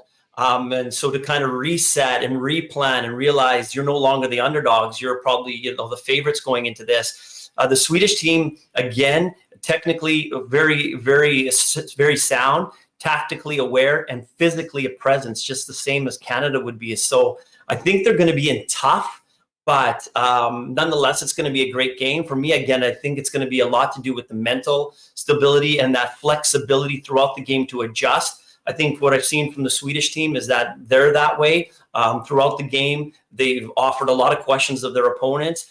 They've matched up against some strong opposition, and they too have been on the front foot. So it's going to be quite a bit of a chess match which I'm really looking forward to. My soccer instincts are going to kick in, but I really wish and hope maybe it'll be early enough that I could sit back and watch as a fan.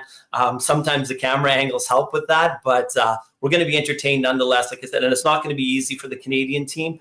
But I'm really hoping that they've got a couple aces in their sleeves to show something a little bit different and pull out the win. I mean, I guess it's hard to speculate, but I mean, I think there's already been such incredible strides by these women, year after year, event after event, all leading up to this.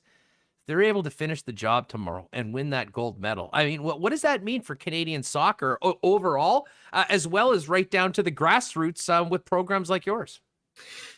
Well, again, exactly that. And there sadly, there were some statistics have come out where, females in particular are leaving the game a lot sooner. And so much so in soccer. And I think there's this need to be at a higher level at an earlier age. And that is not the case. We're seeing it happen here. And there's other ways of learning. Kids are learning a lot differently these days too. So I'm hoping there's going to be more awareness when Canada goes into this match and hopefully gets the result we're looking for. And we find out how much more type of education they're getting. It's not always coaches right, and this is what it is. There's different ways that kids are learning. Kids are now learning electronically. Kids are now learning through TV. So through Zooms and all these different platforms. And there's a lot of, the game is changing that way. So we as coaches and directors, et cetera, have to be adaptable in that way to understand that Canada just didn't make it there, by luck. They did it. And no longer is it just simply going on the field and training. There's so much preparation that goes into it. It's a lot, I'm not going to say it's simple, but there's different ways of learning now. So I'm hoping that's going to resonate through Manitoba soccer in particular, that we realize the importance of having fun and really enjoying the game. Because when you look at Des, I said it from the onset, she always has a smile on her face. So if you're going to want to play the sport for a long time, you have to do it with a smile. I still do it. I still run co-ed soccer leagues, and I see multiple people out there, and there's more females that are stepping out. And all the conversations yesterday at the park and the day before was about the Canadian women's soccer team. So here you now have parents of programs and understanding that, this is a pretty special time for us, and a really special time for women's soccer in particular, from as early as 5-year-olds and up. So as a parent of a daughter, like I said, it's really exciting. I'm looking forward to this. Well, I mean, the women have been carrying the mail for Canada at the Olympics right from day one. We've had some incredible performances recently on the track with the gold medal in the 200 and then the decathlon gold. But this one, I think, would be special for the entire country. And this wouldn't just be a win for soccer. It wouldn't be a win for women's soccer. I mean, it would be one of the great victories in the history of Canadian sport. And I can't wait for 7 a.m. tomorrow, I'll be honest. Yeah, again, I've had the great opportunity now to be working with the FC Manitoba women's team. And it's so refreshing. I go out there and I'm with a group of girls that just love to play. And I have a great team that backs me with the Garcia family that's put this program in place. And they allow me to, build these relationships with the players. And it's fantastic because you can see how excited they are for what's to come. And I think that's, the program, the FC Manitoba, is to create that bridge between, youth soccer to the pro level, so that they're not just going away for school. They're not just going away for work. They're going away, they're playing soccer, they're coming back on their, their off season, and they're really continuously building on that dream. And this goes to show you that dream doesn't end at 16 or 17. The dream only begins. Well, this has been a lot of fun. How can folks find out more about the FC Manitoba program? I'm sure you guys are on the web. You want to plug it? Yeah, well, we have I'm so poor when it comes to social media stuff. I'm just learning how to use my Instagram site right now, personally. Just got a cell phone last week. That's it. Yeah, I got rid of the flip phone a while ago, and now I've made it mainstream. We've got our Instagram site right now is FC Manitoba. I don't know the exact address, but be sure to kind of, check in.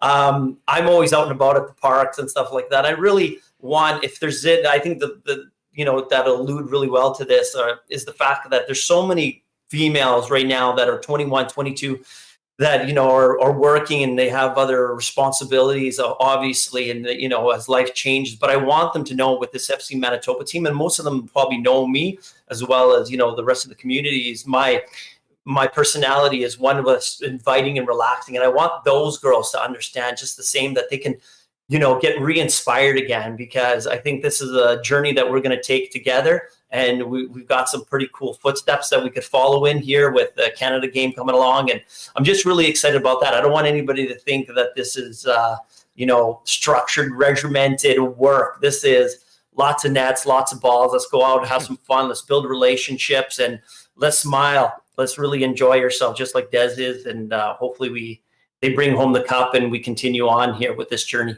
Well, I've had some smiles watching the chat as I've been here as we speak with Fabio Capone. Some folks saying it's a nice French name, probably English or Scottish.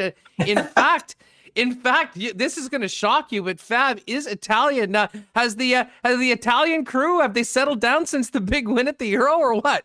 Wow, that was, you know what? It was interesting. It actually hit me a lot more than I thought. My wife's not a big fan of this, but I probably watch, and I'm not just saying this, maybe 2-3 games a day, if you can believe. Where I find the time with 2 kids is probably, but I've got a good. You're neglecting your children. Just admit it. You've got a soccer I got a really problem. good supporting cast, but I just figured that watching the national team and would just be just another game, but it was more than that. I think same thing. It was all the character. It was just watching how they persevered, how they look like a team, how it resonated through the community here. Not only the Italian one, I mean, because there's other friends that we were having some fun and jabs with back and forth, but how it just kind of instantly united not only the community, but just Winnipeg soccer in that 1 month.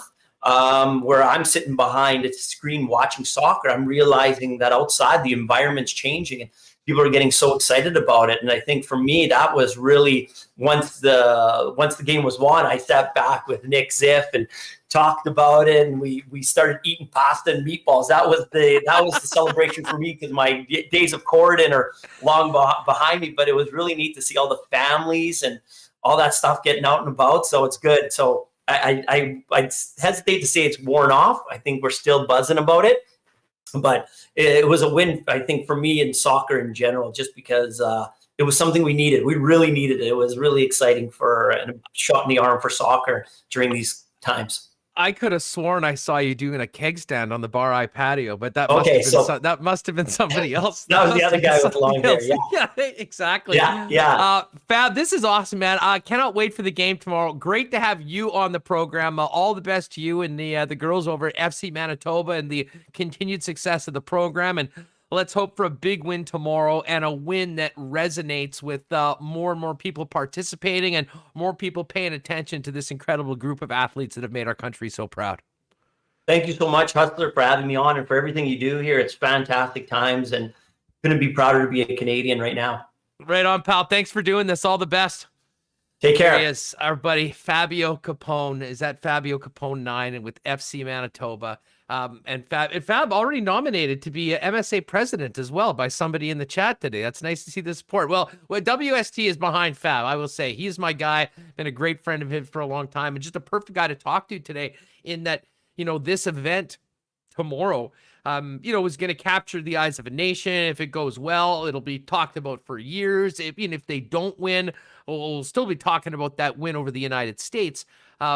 But, gold is gold, and, that will be something that will last forever. But honestly, I think they've already, and really even before this tournament, established this Canadian national women's team as one of the, the most popular teams in Canada, regardless of pro sports, male, female.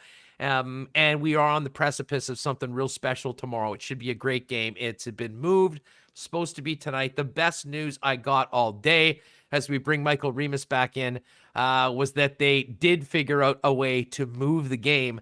And so it'll be a late evening game in Japan, which means it's going to be starting at 7 o'clock, Reem. And no conflicts. We can go to the Bomber game tonight. We can welcome back the Canadian Football League, get a few hours sleep, and then get up tomorrow to see if Des Scott and Christine Sinclair can finally get that elusive gold medal for our country. Yeah, of course, they knew that it was conflicting with the Bomber game and had to make the easy change. So well done by who the IOC and FIFA in charge of that one. But it was great talking with Fabio because I think you see something like this, Canada women getting soccer, and I think it does inspire a lot of people maybe to get up and start playing. I think you've seen that with other sports in Canada. You're going back to the Blue Jays winning the World Series in '92, or even most recently their success in 2015. I think registrations were up the next year.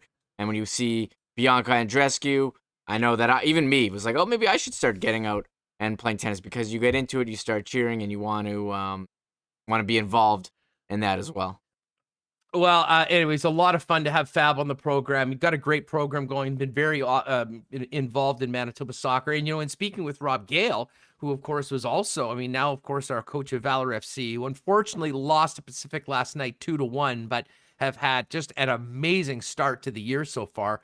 Rob, you talk a lot about some of the things that Fab mentioned, that so much of this starts at the grassroots programs with proper coaching, proper development. We've been doing that with our women, despite, incredible challenges with the size of the country and the lack of population and where everybody is. And it'll all culminate tomorrow with 90 minutes and maybe more against Sweden for the Olympic gold medal. First time ever that two teams will meet in the final that both beat the United States. Sweden beat the United States to begin the tournament, and Canada finished the job in the semifinal. The U.S. does deserve some credit, though. Congratulations to those ladies. They won the bronze medal today. But let's take a look at our Coolbet odds, because the game that we're all waiting for is tomorrow. Now, these are three-way odds, so you can bet either team to win in regulation, or you can bet the draw. Sweden is the favorite, significant favorite. These numbers look very similar to the Canada-US game. Sweden minus 111. A draw is plus 220, and Canada is plus 410. Canada was plus 450 in the matchup against the United States. The win game, the to qualify bet, let's just see here if we have a straight money line. Draw, no bet. So Canada plus 232 and Sweden minus 333. There's a number of other bets if you want to go on the goals, the totals, or anything like that. To me, it's all about who is going to win the game. And that one, we're hoping it's Canada plus 232 to make it happen at any point. Let's get an update on the line for the Bombers and Ticats. And what do we have here? More line movement towards the Winnipeg Blue Bombers. They were, yeah, exactly, Ramo. We're moving lines as we do the program here. It was 4, then it was 3.5 yesterday, and we talked about it. A lot of people got in on the Bombers at about plus 150. Good for you, because the money is coming in on Winnipeg. Bombers now only 1.5 point underdogs at home, and the money line plus 117. Ticats minus 143, and the over-under on this game 51.0, Reem. And we're still waiting for lines on the other 3 CFL games. Yeah, I was trying to make my DraftKings lineups, and it's really hard when I don't have team totals. But I guess the books are like, hey, we don't know what they're going to be. So I took the Bombers at home. I wasn't feeling great, but hey, the line keeps moving in my direction. So at worst case, I made a value bet, and I think that's what you want to do. So we'll see what happens. I'm kind of curious what the Bombers' offense is going to look like, especially for a fantasy perspective. Is it going to be not Nick Dembski? Is it going to be I think Nick Dembski will have an impact, but I think Kenny Lawler, as Milt said, he could be the guy to watch for the Bombers. He said he's going to double his output, and I think with Caleros throwing, and you're not going to be doing as many runs with Strevler anymore. That's definitely a possible outcome. Brady Oliveira, will he be getting the carries? Augustine, who's gonna get the majority? Who's gonna get the goal line work, the passing work? There's gonna be a lot we don't know that we'll be able to jump to some serious conclusions to after week 1. But at least we'll know. At least we'll have some information based on this, because I think we don't have any, and that's why people are hesitant to make lines. Well, and for sure, and as far as the Bombers go, the one thing we'll know is, who is ready to go, and who might need a little bit more work, which of the new players are ready to handle. And I mean, you couldn't have a better test in week number 1 to go up against the team that many people think is the favorite to win the Grey Cup in the Hamilton Tiger Cats. So that'll be the case. Yeah. Back to the Canada women's soccer game for a moment, just on the odds.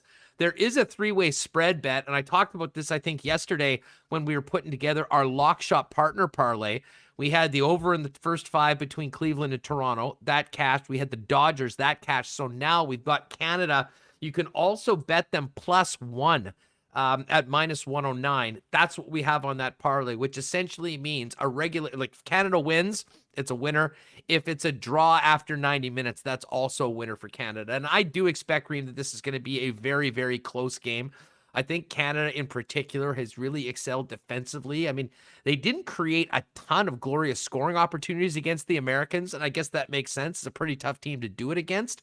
But I like that, getting the goal on Canada. Obviously, we're going to be back in the red and white, but to do that gives us a little bit of wiggle room to at least get it to extra time or potentially even penalty kicks, because that might be the way that they need to win this game. Bottom line is they got to take care of Steph Labbe and let her see the ball and keep it out of the Canadian net.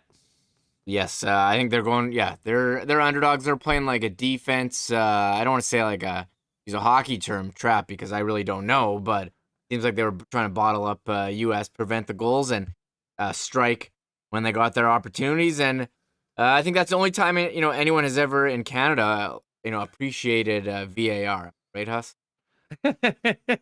All in on VAR. Love VAR. It's the best thing ever now, right?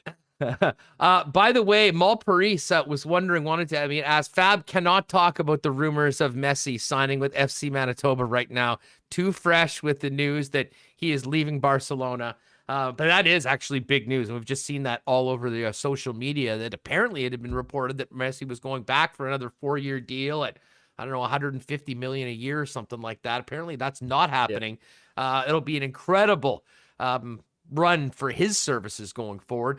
But Remis, as I'm reading right now, maybe the biggest news as far as a signing is not a player, but an executive. Masai Ujiri staying in Toronto. And that noise you can hear right now is the entire city of Toronto and every Raptors fan around the world exhaling, because everyone knows how important and integral Masai has been in building the 2019 championship team. And I think giving this team the focus and direction it has going forward as it tries to rebuild another championship squad. Yeah, I'm just reading on TSN. Those were the two things people kept writing in chat. Messi is moving on. Masai staying. He's been there for a long time, since 2013-14. Built a roster, 7 consecutive playoff appearances and the NBA championship. They're going to be going through a bit of a transition here with Kyle Lowry. And I know, the last couple of years, they're like, oh, Masai's contract's coming up. Maybe the Knicks are going to lure him in with some money or some other. It's always the Knicks. Yeah, it's always the Knicks. Oh, I heard that so many times that he'd be going to some other team. But I know Raptor fans, great, very happy to see that he'll be sticking on with Toronto. That's awesome. Big Guy is asking in chat, do the Bombers own Streveler's rights if he's cut by the National Football League? No. He wasn't loaned to. He was a free agent and he signed with them. All that being said, I can't possibly imagine Streveler getting cut or being a free agent and not showing up in Winnipeg first and saying, let's do this again and run it back. And it'll be interesting to see what happens with Streveler, Remo. Oh, by the way, Taylor Ewell, thank you very much for the Stanley content, even though I missed it live. Yes, we were all wondering where you were, but we did give you a mention as the president of the Logan Stanley fan club here inside the Winnipeg Sports Talk chat. Certainly love that. We knew that would be the case, Reem, that Taylor would be all over the Stanley chat when he was here, even if she was a little late today. Yeah, I think she came in and watched on replay. So everyone was asking where she was. It's kind of nice that we have this community here in chat every day where, everyone seems to be becoming more and more familiar with anyone else. Well, and it's very friendly. Malparis will take a shot and do an extend DeMello tweet, and Taylor will come back and defend her guy, but it's all in fun. And at the end of the day, I think everybody just wants to see, the home team, continue to move forward. And Stanley was a big part of that. So was Dylan DeMello. and it really has worked out almost as the best of both worlds, with the two new defensemen coming in and both of those guys still in the mix. All that being said, focus will be on tonight with the Winnipeg Blue Bombers, but as we just mentioned, Masai Ujiri is back with the Toronto Raptors. And Lionel Messi, apparently, a little bit of extra soccer talk, is going to be leaving Barcelona. Thanks again to Stanley. But back to Strevler. Strev, if he is a free agent, I can't imagine a scenario where Winnipeg doesn't have the first crack at him. There might be a team that says, hey, we want you to come in and be the starter, and we'll make you the number one guy. And if that opportunity isn't here in Winnipeg, maybe you go elsewhere. But it's hard to imagine Strevler going anywhere else in the CFL and not starting at least back here in Winnipeg, Reem. Yeah, I mean, I can't really say what he's going to do, but I would think, what he said about Winnipeg, he would want to, come back and celebrate the championship here. Saw, rumors of maybe like another video being shown. He was showing the one last week where he was trying to tell people to come get lit at the game. So I think he's got another one tonight. That's another reason to get there early. Yeah. I'm not sure this is out. This is a rumor, but I think I saw the Bombers mention that a certain fur coat wearing former Bomber was going to be doing a bit of a pump up speech on the video boards before the game tonight. So another reason to get there early, in addition to $5 beers and $3 hot dogs, and the fact that I think if you get there close to game time, you may miss the banner raising, because realistically, it is going to be it's going to be a little bit more to get in. In addition to showing your ticket, you're going to have to show your ID and your proof of vaccination, and that's going to add another step and probably a few more minutes. So I'd suggest you get in there early. They're opening up the doors a half an hour earlier, because the bottom line, Winnipeg Blue Bomber fans at times have been a little late arriving in general. That can't be the case tonight. This place needs to be full. We've waited 3 decades to raise that damn banner. Let's see the seats full for it. Oh yeah, I'm expecting it to be packed. It's going to be loud. It's going to be big fun atmosphere. I know you put out the tweet, got a ton of replies. A lot of people in chat will be there as well, so it should be exciting. We don't have to worry about watching the soccer game in the second half too. That's actually even the best part.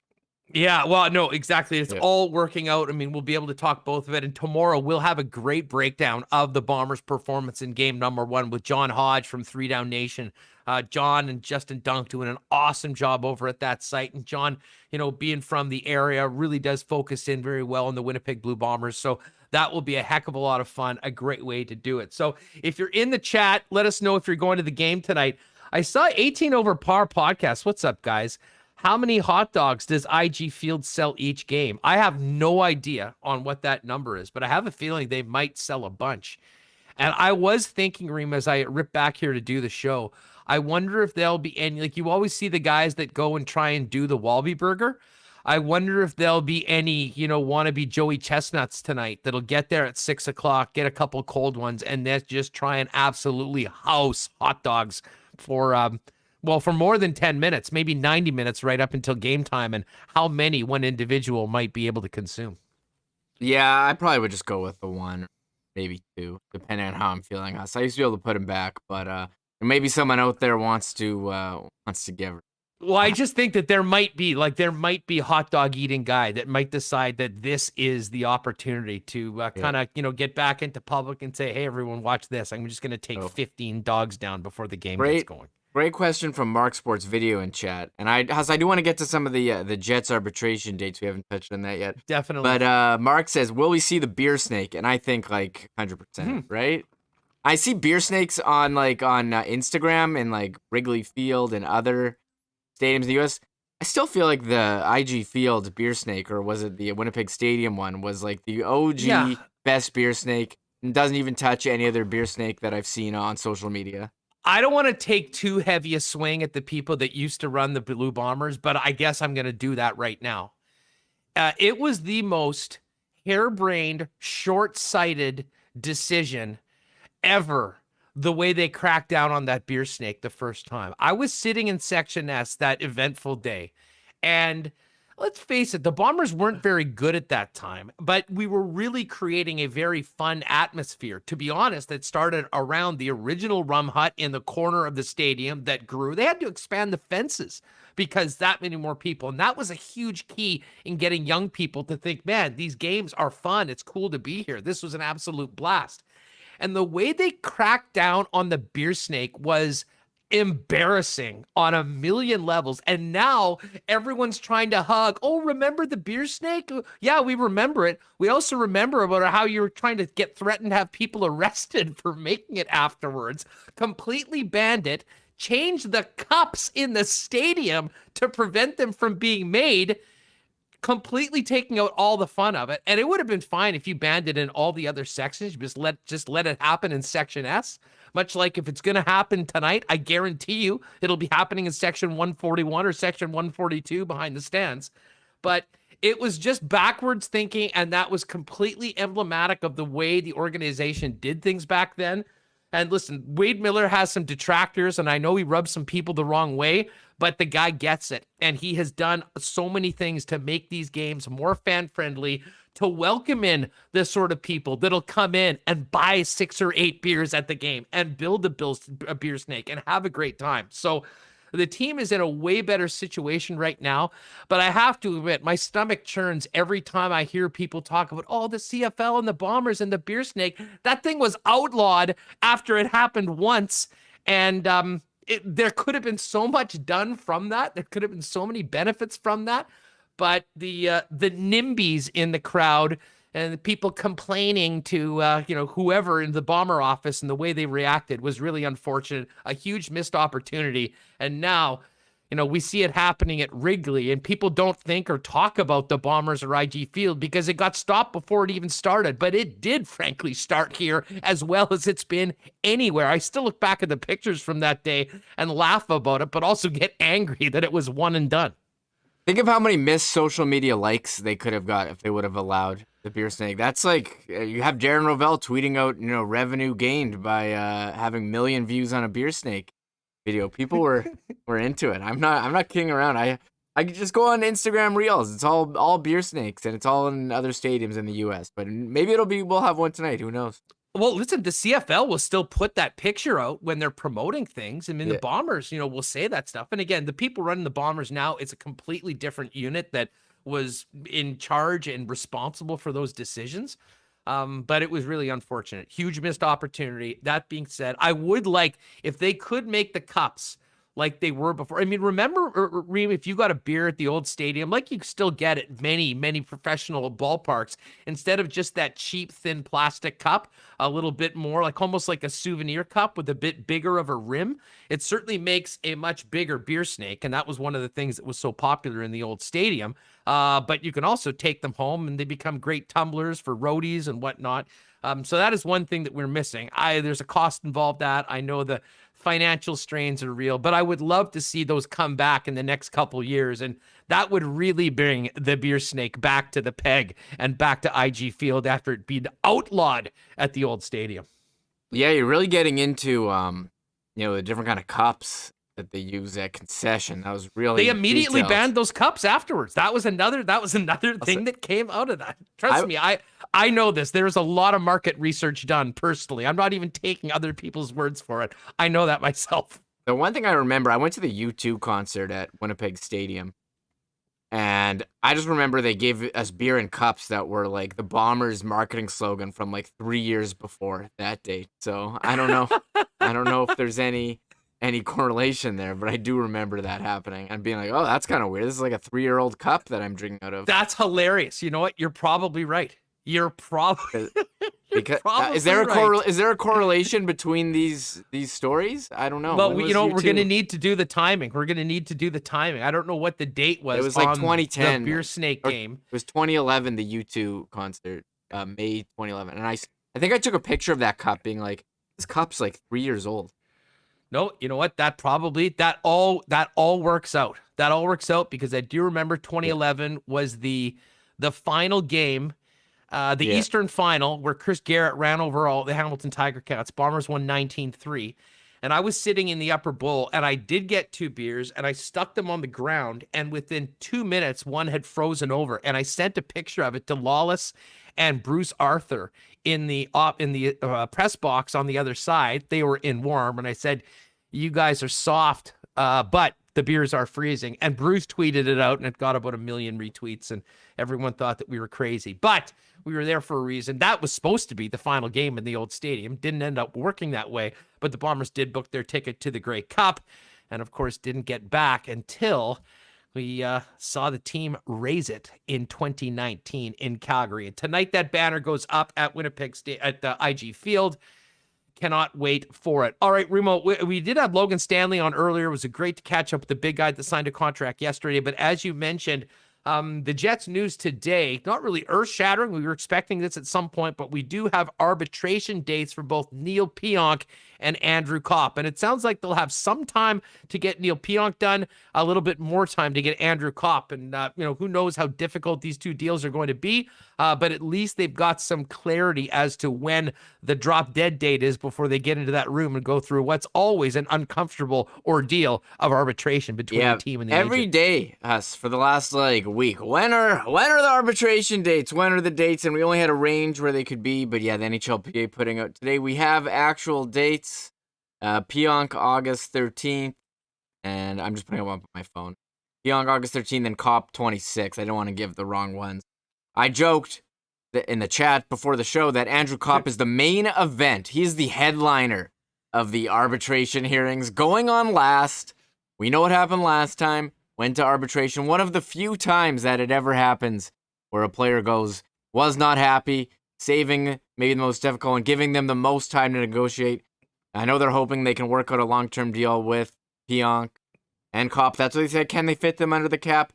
Do you want to be playing $5 million to a third-line player?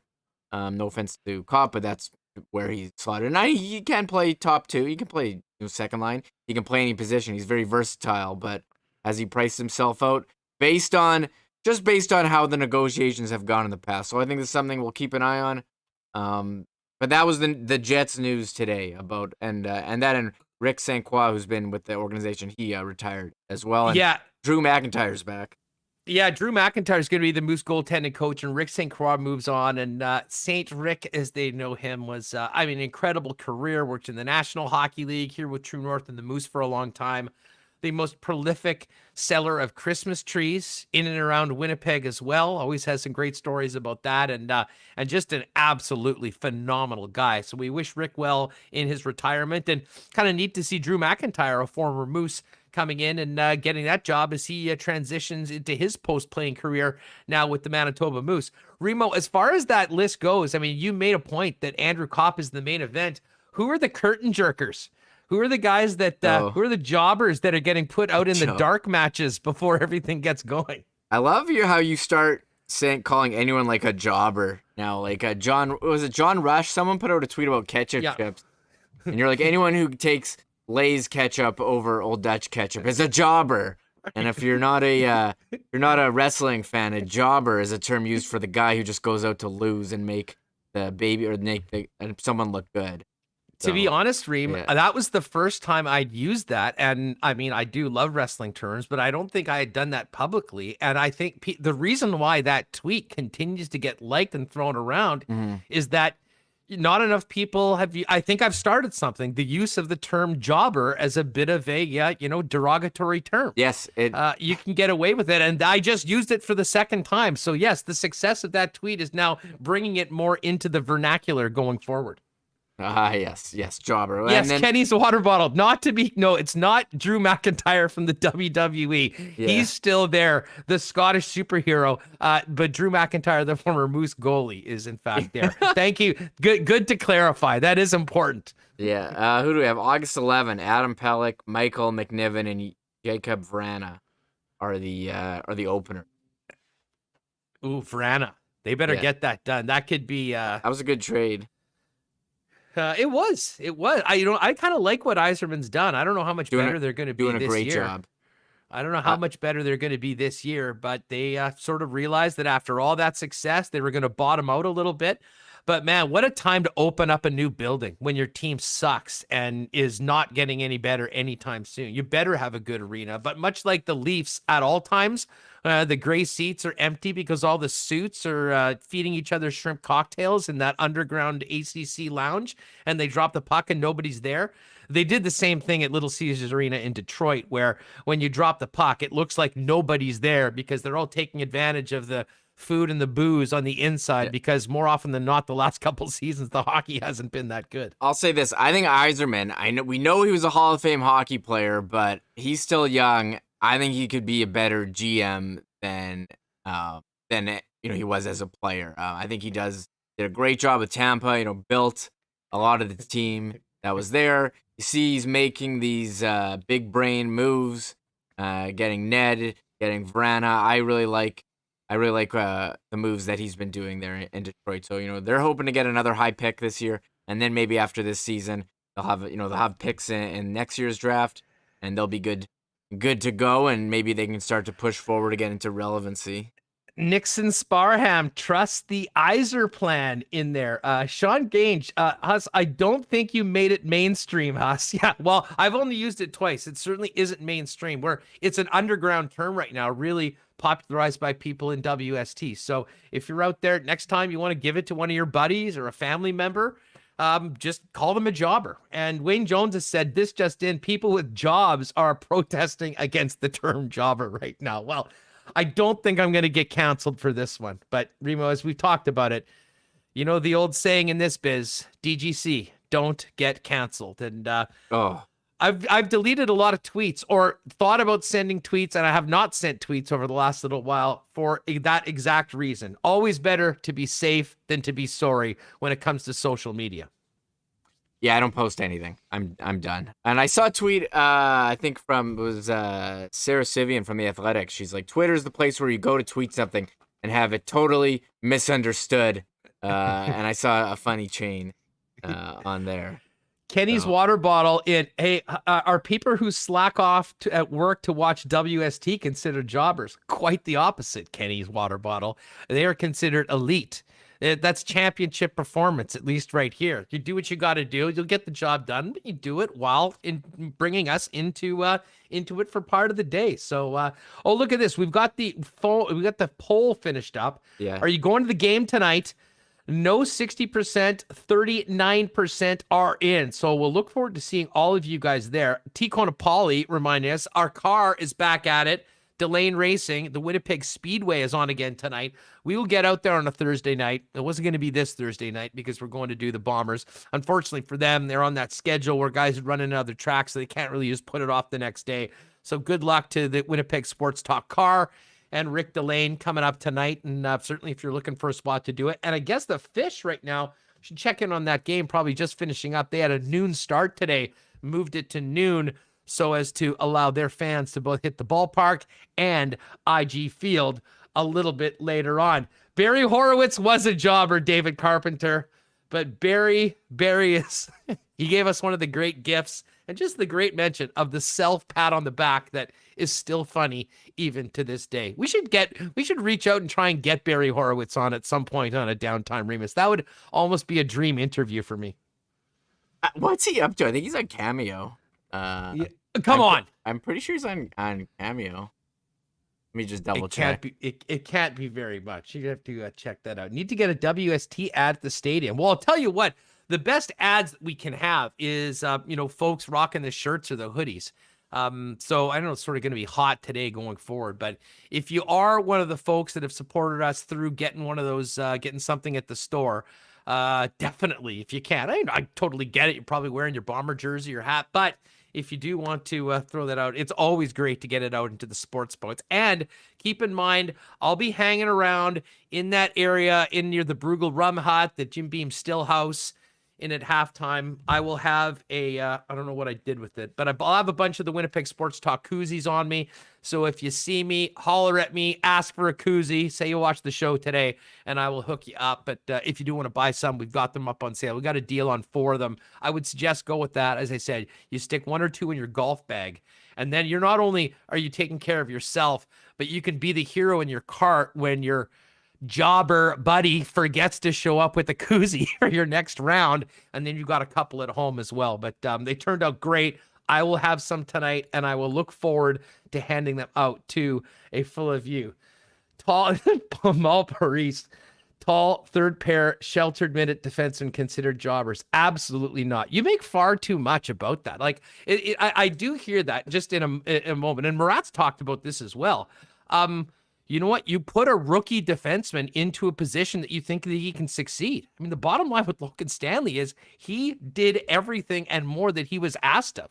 I mean, even the people like you, Maul, I mean, all these people that are trying to make their terrible takes about how the guy was a bust before he ever even played in the league look right, are always looking at a way to sort of criticize the guy and come at the guy.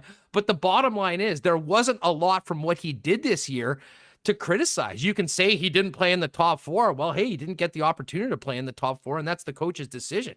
He did turn into a guy that was contributing on the PK. He certainly turned into a guy that, you know, had some more pop offensively. He was a shooting machine earlier on, and it seemed like it was going to turn around. So, I mean, I think there was so much to like about it. People that are taking, most of it is self-preservation to try to make the freezing cold takes about how Logan Stanley was a bust for the last 4 years look palatable, because it was pretty damn clear last year that he wasn't a bust, and he was a guy that has a great future in this organization. And that's a big reason why they knew that Seattle would take him. That's why they protected him. That's why they signed him. And that's why they're going forward. Just ask Taylor and the rest of the crew in the chat. So listen, the next Charlo, that I'm not saying that, and that's crazy. I mean, yeah, he's big, and I mean, Zdeno Chara was one of the most impactful defensemen in the entire league.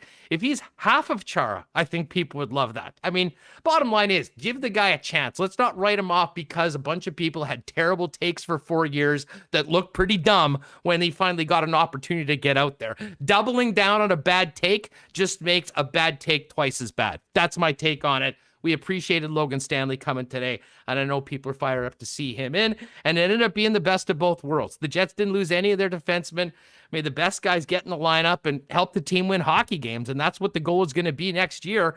Put the best guys on the ice that give the team the best chance to win. People will have different opinions on who those guys are, and that's the fun thing about sports talk, radio, and here on this program. And about a passionate fan base that is, following a team that wants to see them win. So there's my 2 cents on that. You got me going a little bit, Mo. I love you, but I hear a lot of this stuff, and it just sort of seems like cheap shots on a player that did everything that he was asked of and did it pretty darn well in his rookie season. Yeah, he came in and he was solid. I think, obviously, I'm not saying he's next Chara, and I think, maybe they did, the opportunity cost. I don't know if it was even there, but look, he's in the lineup. He's playing. You need low-cost defenseman on your third pair. He's definitely that. He gives them some size that they didn't have. So I think I'm curious to see, how it's going to work out this year. But I think he definitely surprised a lot of people when he came in. And you called it. He came in. He stuck around, didn't come out of the lineup. And I think you want to see him have more success going forward. Yeah, for sure. And listen, I want to see Ville Heinola have success and Dylan Samberg have success. And, as I said, you can only play 6 guys. And it's just great to be having a conversation where you've got legitimate guys ahead of these players, and the young guys are going to have to show that, that they belong and take advantage of opportunities come, and maybe even wait a little longer. That's what happens with good teams. And, as I said, I think there's a lot of excitement with the addition of Brendan Dillon and Logan Stanley coming in. We've got the Stanley could be Batman. A lot of funny stuff in. Yeah, I think Stanley will be the third pairing with DeMello. I mean, I think that's pretty much obvious. And hey, if one of those guys get hurt or somebody up in the top 4 gets hurt, I think you'll see probably Ville Heinola, I would imagine. And, especially maybe if a player in the top 4 got hurt, maybe he fits in more, going into play a bigger role and with a bit more of an offensive role. But I'll tell you what, if the Jets have the top 4 the way it looks right now, and then a third pairing of Stanley and DeMello, that's pretty good going in. And it certainly looks a lot better than the team had last year and still had a pretty good season. So, as I said, first things first for the Jets, Neil Pionk, August 13th. And then the main event, as Michael Remis said, Andrew Kopp, August 26th. Hopefully the deals get done before they go to arbitration. We're not talking about any of that, and onwards and upwards to next season. But as far as the Jets goes, we'll have lots of time to get ready for the season. tonight, Remis, it is all about the return of the Winnipeg Blue Bombers in the Canadian Football League and seeing people around the league, not just here in Winnipeg. There is a great deal of excitement coast to coast for this game for CFL fans. It has been too long, and tell you what, it's going to be pretty cool to have Winnipeg be the focus of attention tonight and the Bombers raising that banner and then getting out to play some football in what should be just an incredible matchup between the last two teams we saw play in 2019, starting it off in 2021. Oh, yeah, I'm looking forward to it. Coolbet has some more props out there now if you're into the props. Only one is for Brandon Bakes, receiving yards if you're a Bomber fan. I mean, it's a pretty high number. 98.5 is the total, and he's got 6.5 receptions total for him. So more numbers slowly trickling in. But more importantly, the first CFL game since the Bombers won the Grey Cup in 2019. First Bomber game since 2019 at IG Field. We've had Valor, we've had the Gold Eyes, we've had the Downs, we've had the racetrack, but now we're gonna have very large scale sporting event. Hoping for a sellout. You need to have your vaccination card, get your QR code, get your card ready, as well as your ticket has. You had the tweet. You don't want to be that guy fumbling at the door. Don't be that guy. You want to keep the line moving. Don't be that guy. Get the card or get the thing ready to go, and then make sure you figured out your ticket. Don't be like, oh, my service is bad. Just wait a sec. I need to upload it. Get it in there. Although I did try. I'm a guy that likes to use the screenshots of the ticket. Apparently you can't do that, so I've loaded it into my Apple Wallet. I really hope that they don't make things more difficult than they need to be. And I don't know whether this is true or not. Somebody in chat, maybe you can let me know. Is it true that Malparise, I definitely have, you introduce yourself to me in and around that 100%. I will save one for you. I have one for you. Just bad takes do not eliminate you from getting a cozy. You're always here, a great part of the squad. But listen, I was wondering, is it true that they're going completely cashless at the stadium? I saw people saying that, yeah. Oh, man. You're not using Apple Pay? What do you mean? You don't have your credit card on your phone? Well, come to 2021. Yeah, you know what? You know how much that sucks at a venue with 30,000 people in? You've got 20 people in line to get 2 beers or something like that. Just go like this. Go like this. You put your thumb on it. It takes 2 seconds. What's faster than that? You think that it does that, but then they have to get the beers. Then they have set the thing up. Then they go in. You don't think that's faster than here you go? Thank you? Like, no. And I mean, I think, and again, not to get this into a COVID take, but this is an airborne virus, right? I mean, that's why everyone had to wear masks all this time. I mean, I think, didn't we realize that, like, no one's going crazy about washing their hands every 15 minutes anymore, are they? You still got to wash your hands. Come on. You're saying you don't wash your hands? Listen, I do not think it will be faster than cash. I do not think it'll be faster than cash. I think it will be, I think it'll take a lot longer. I mean, hey, we'll have to deal with it. We're dealing with everything. We're dealing with having to be vaccinated. You don't just tap your thing. It takes 2 seconds. It takes 2 seconds to actually do that, but it takes a lot longer than that to prepare the machinery to be able to take your payment. Can you imagine being a beer vendor? Can you imagine being a guy that's going up and down? Hey, who needs beers? They're selling hot dogs? Like, that's got to be just over now. What are they going to do? Punch in what's going on and then pop it down? And what do you do when someone's 10 seats in? You're not passing the $10 bill down the row. You're not going to do it with a card. I never liked touching someone's gross $10 bill down the aisle. I went to a game in the Metrodome, worst stadium ever. I spent the entire game passing people's food and money up and down the aisle. It was awful. That was the worst. Well, you know what? Sit in the middle of the row then, or get a better seat or something. Not a team player at all. I could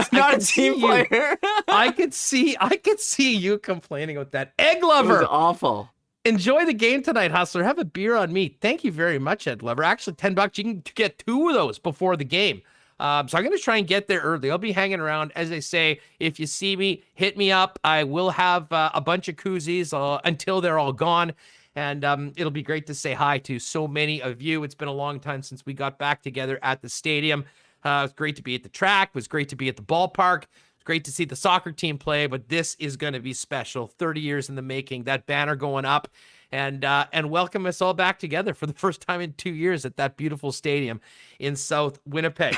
Remo, have we missed anything else beforehand? Yeah, beer is $5 at least before the game. I'm not sure whether it is at the end, but it will have tomorrow. Anyone that's at the game tonight, I will look forward to receiving feedback on you, whether my take of the cashless society made things more of a pain in the ass or whether it worked out fine. In most cases, I think it's no problem. At a stadium with 30,000 people, with the amount of stress on the concessions, especially stands or anything to do with hawking, it's not gonna be good. That's my take, and we'll look forward to seeing if I'm right tomorrow. Yeah, we'll see what the lines are. We will see. I like to find the beer stand. You told me the Freshie take yesterday. There's always like that beer stand that no one knows about. You can go and get one. Yeah, well, there's not really at the stadium. That's unfortunate. No, there's no secret beer stand. They're all full. They're all full, and they all have like 10 to 12 people in line, sometimes more. And I have a feeling with the crowd they're going to have tonight and the festive atmosphere that people are going to be all over it. So as I say, we'll fear about it. Cash is silly. Overall, like, Mo, I have not had cash on me at any point, really, for the last 6 or 8 months. But I'm just telling you, tonight, the ability for a team and to be able to sell things quickly, if you're going into the thing where you're buying 4 different things in the items, it's a long line, sure. But I'm talking about hawkers. I'm talking about just the individual beer stands where, like they're $9 or $10 and you give them the 20 and leave. Like, punching everything in and doing that is going to add probably at least 50% as much time, which is not good for the Bombers. There is a greater cost of sales, and they will sell less. So, as I said, we'll see. Hopefully I'm wrong. Hopefully I can go and do a mea culpa going, hey, that was a bad take by me. It was perfect. It was easier. I just highly doubt it, but I'll be there. Many of you will be there. You can give us the feedback. So again, not the big concession stands, but anything with a lot of people in line and only 1 or 2 products, I think it's going to add to it. We'll see. Yeah. Hey, what do you think the 50-50 total prize pot's going to be at? Like over 200K? Whew. 250? Wow. Like, are we going to hit over 250?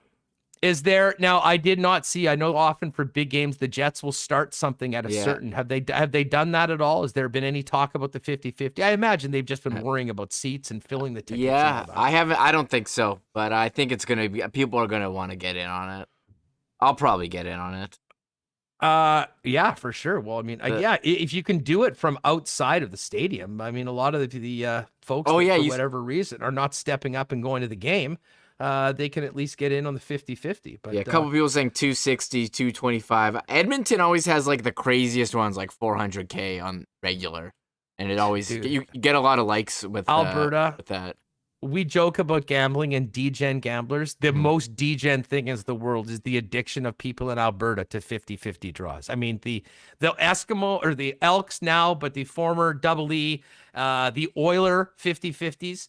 The numbers are just absolutely astronomical, like anything I've ever seen before. So, I'm just looking for tickets, though, folks. If you are still thinking about going, there's tickets, $46, $62. Some great seats in the middle, in the upper bowl, as well as some kind of more in the corners in the lower bowl. So, if you've sort of been on the fence and you've got your Vax card and all that, I don't know why you'd miss this one tonight. Hopefully we'll have a great crowd tonight. Certainly a lot of seats sold.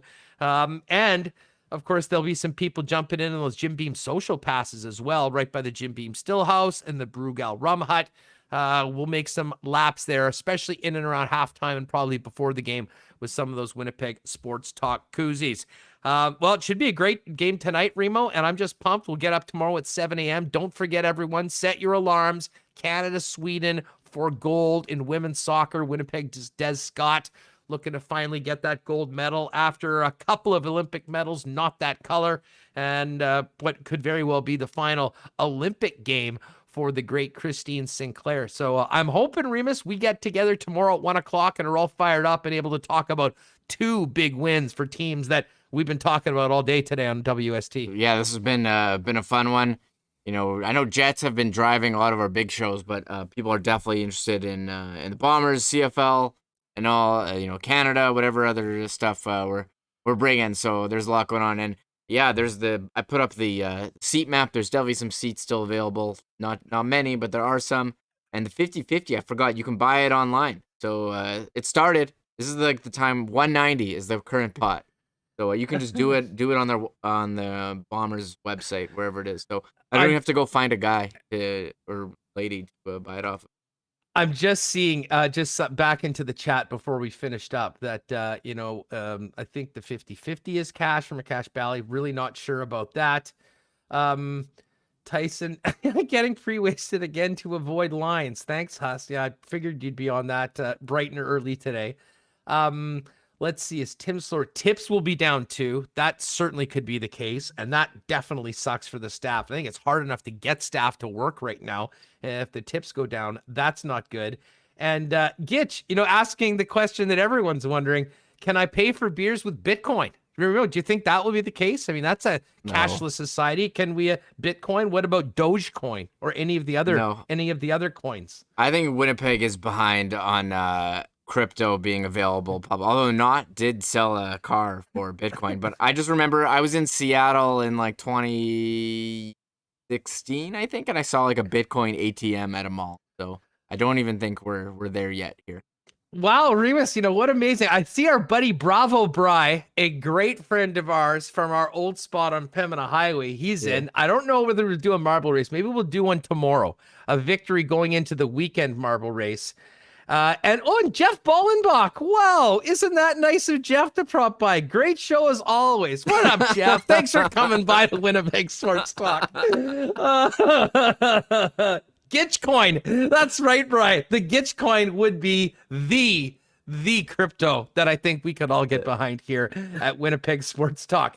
But split, no, there's no, I don't believe that would be the giveaway tonight. There is Bitcoin's ATMs in Winnipeg. I know at the beer store, I can tell you at the beer store at Pevin and Grant, the Quality Inn, they have a Bitcoin machine. I guess you can get cash out for a piece of Bitcoin.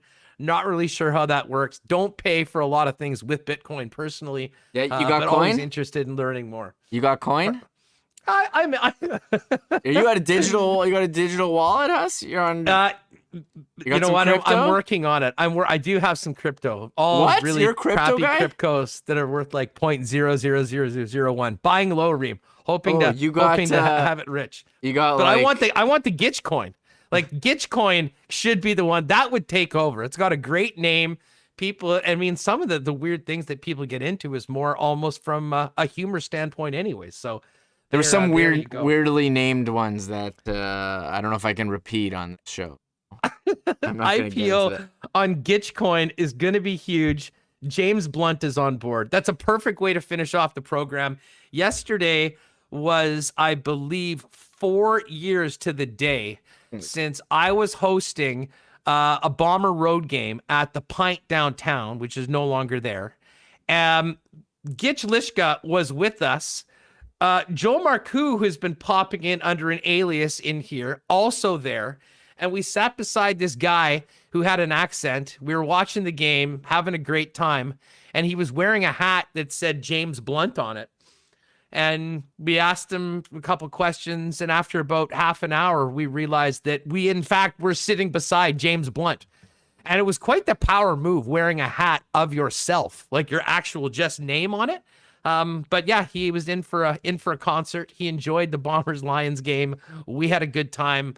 And he and Gitch were fast friends. Gitch, in fact, part of the reason why we call him Gitch is that he had the lucky Gitch for the Bombers that year. Blue pair was waving it around. It was quite the scene back at the old Pint. Remo, great show today. We once again, thanks to Canadian Club. Great to have them on board. You can pick up Canadian Club along with Brugal Rum, Jim Beam at the game tonight. Check out the Still House, the Brugal Rum Hut. That end of the area will be packed tonight. And it'll be great to see so many familiar faces. If you see me, hit me up. I'll have some koozies to give away. If you want to purchase some, you can definitely hit the Winnipeg Sports Talk store. T-shirts, hoodies, all that stuff still up there as well. In addition to Canadian Club, thanks to Royal Sports, Not Auto Corp, Paramount Services Limited, Boston Pizza, the Nick and Nicky DQ Group, Little Brown Jug, Assiniboia Downs, Breezy Bend, and Coolbet Canada. Folks, enjoy tonight. It's been a long time coming. It's going to be a special night for our team, our fan base and our community. And then tomorrow we'll be talking about it and hopefully a gold medal win for Des Scott and Team Canada. That game is tomorrow at 7 a.m. For Michael Remis, I'm Andrew Paterson. We'll see you at the game tonight. Have a great night and go blue. Oh my God! Oh! Shut it down! Let's go home! Thanks for tuning in to Winnipeg Sports Talk Daily. Make sure to subscribe on YouTube and your favorite podcast feed at winnipegsportstalk.com.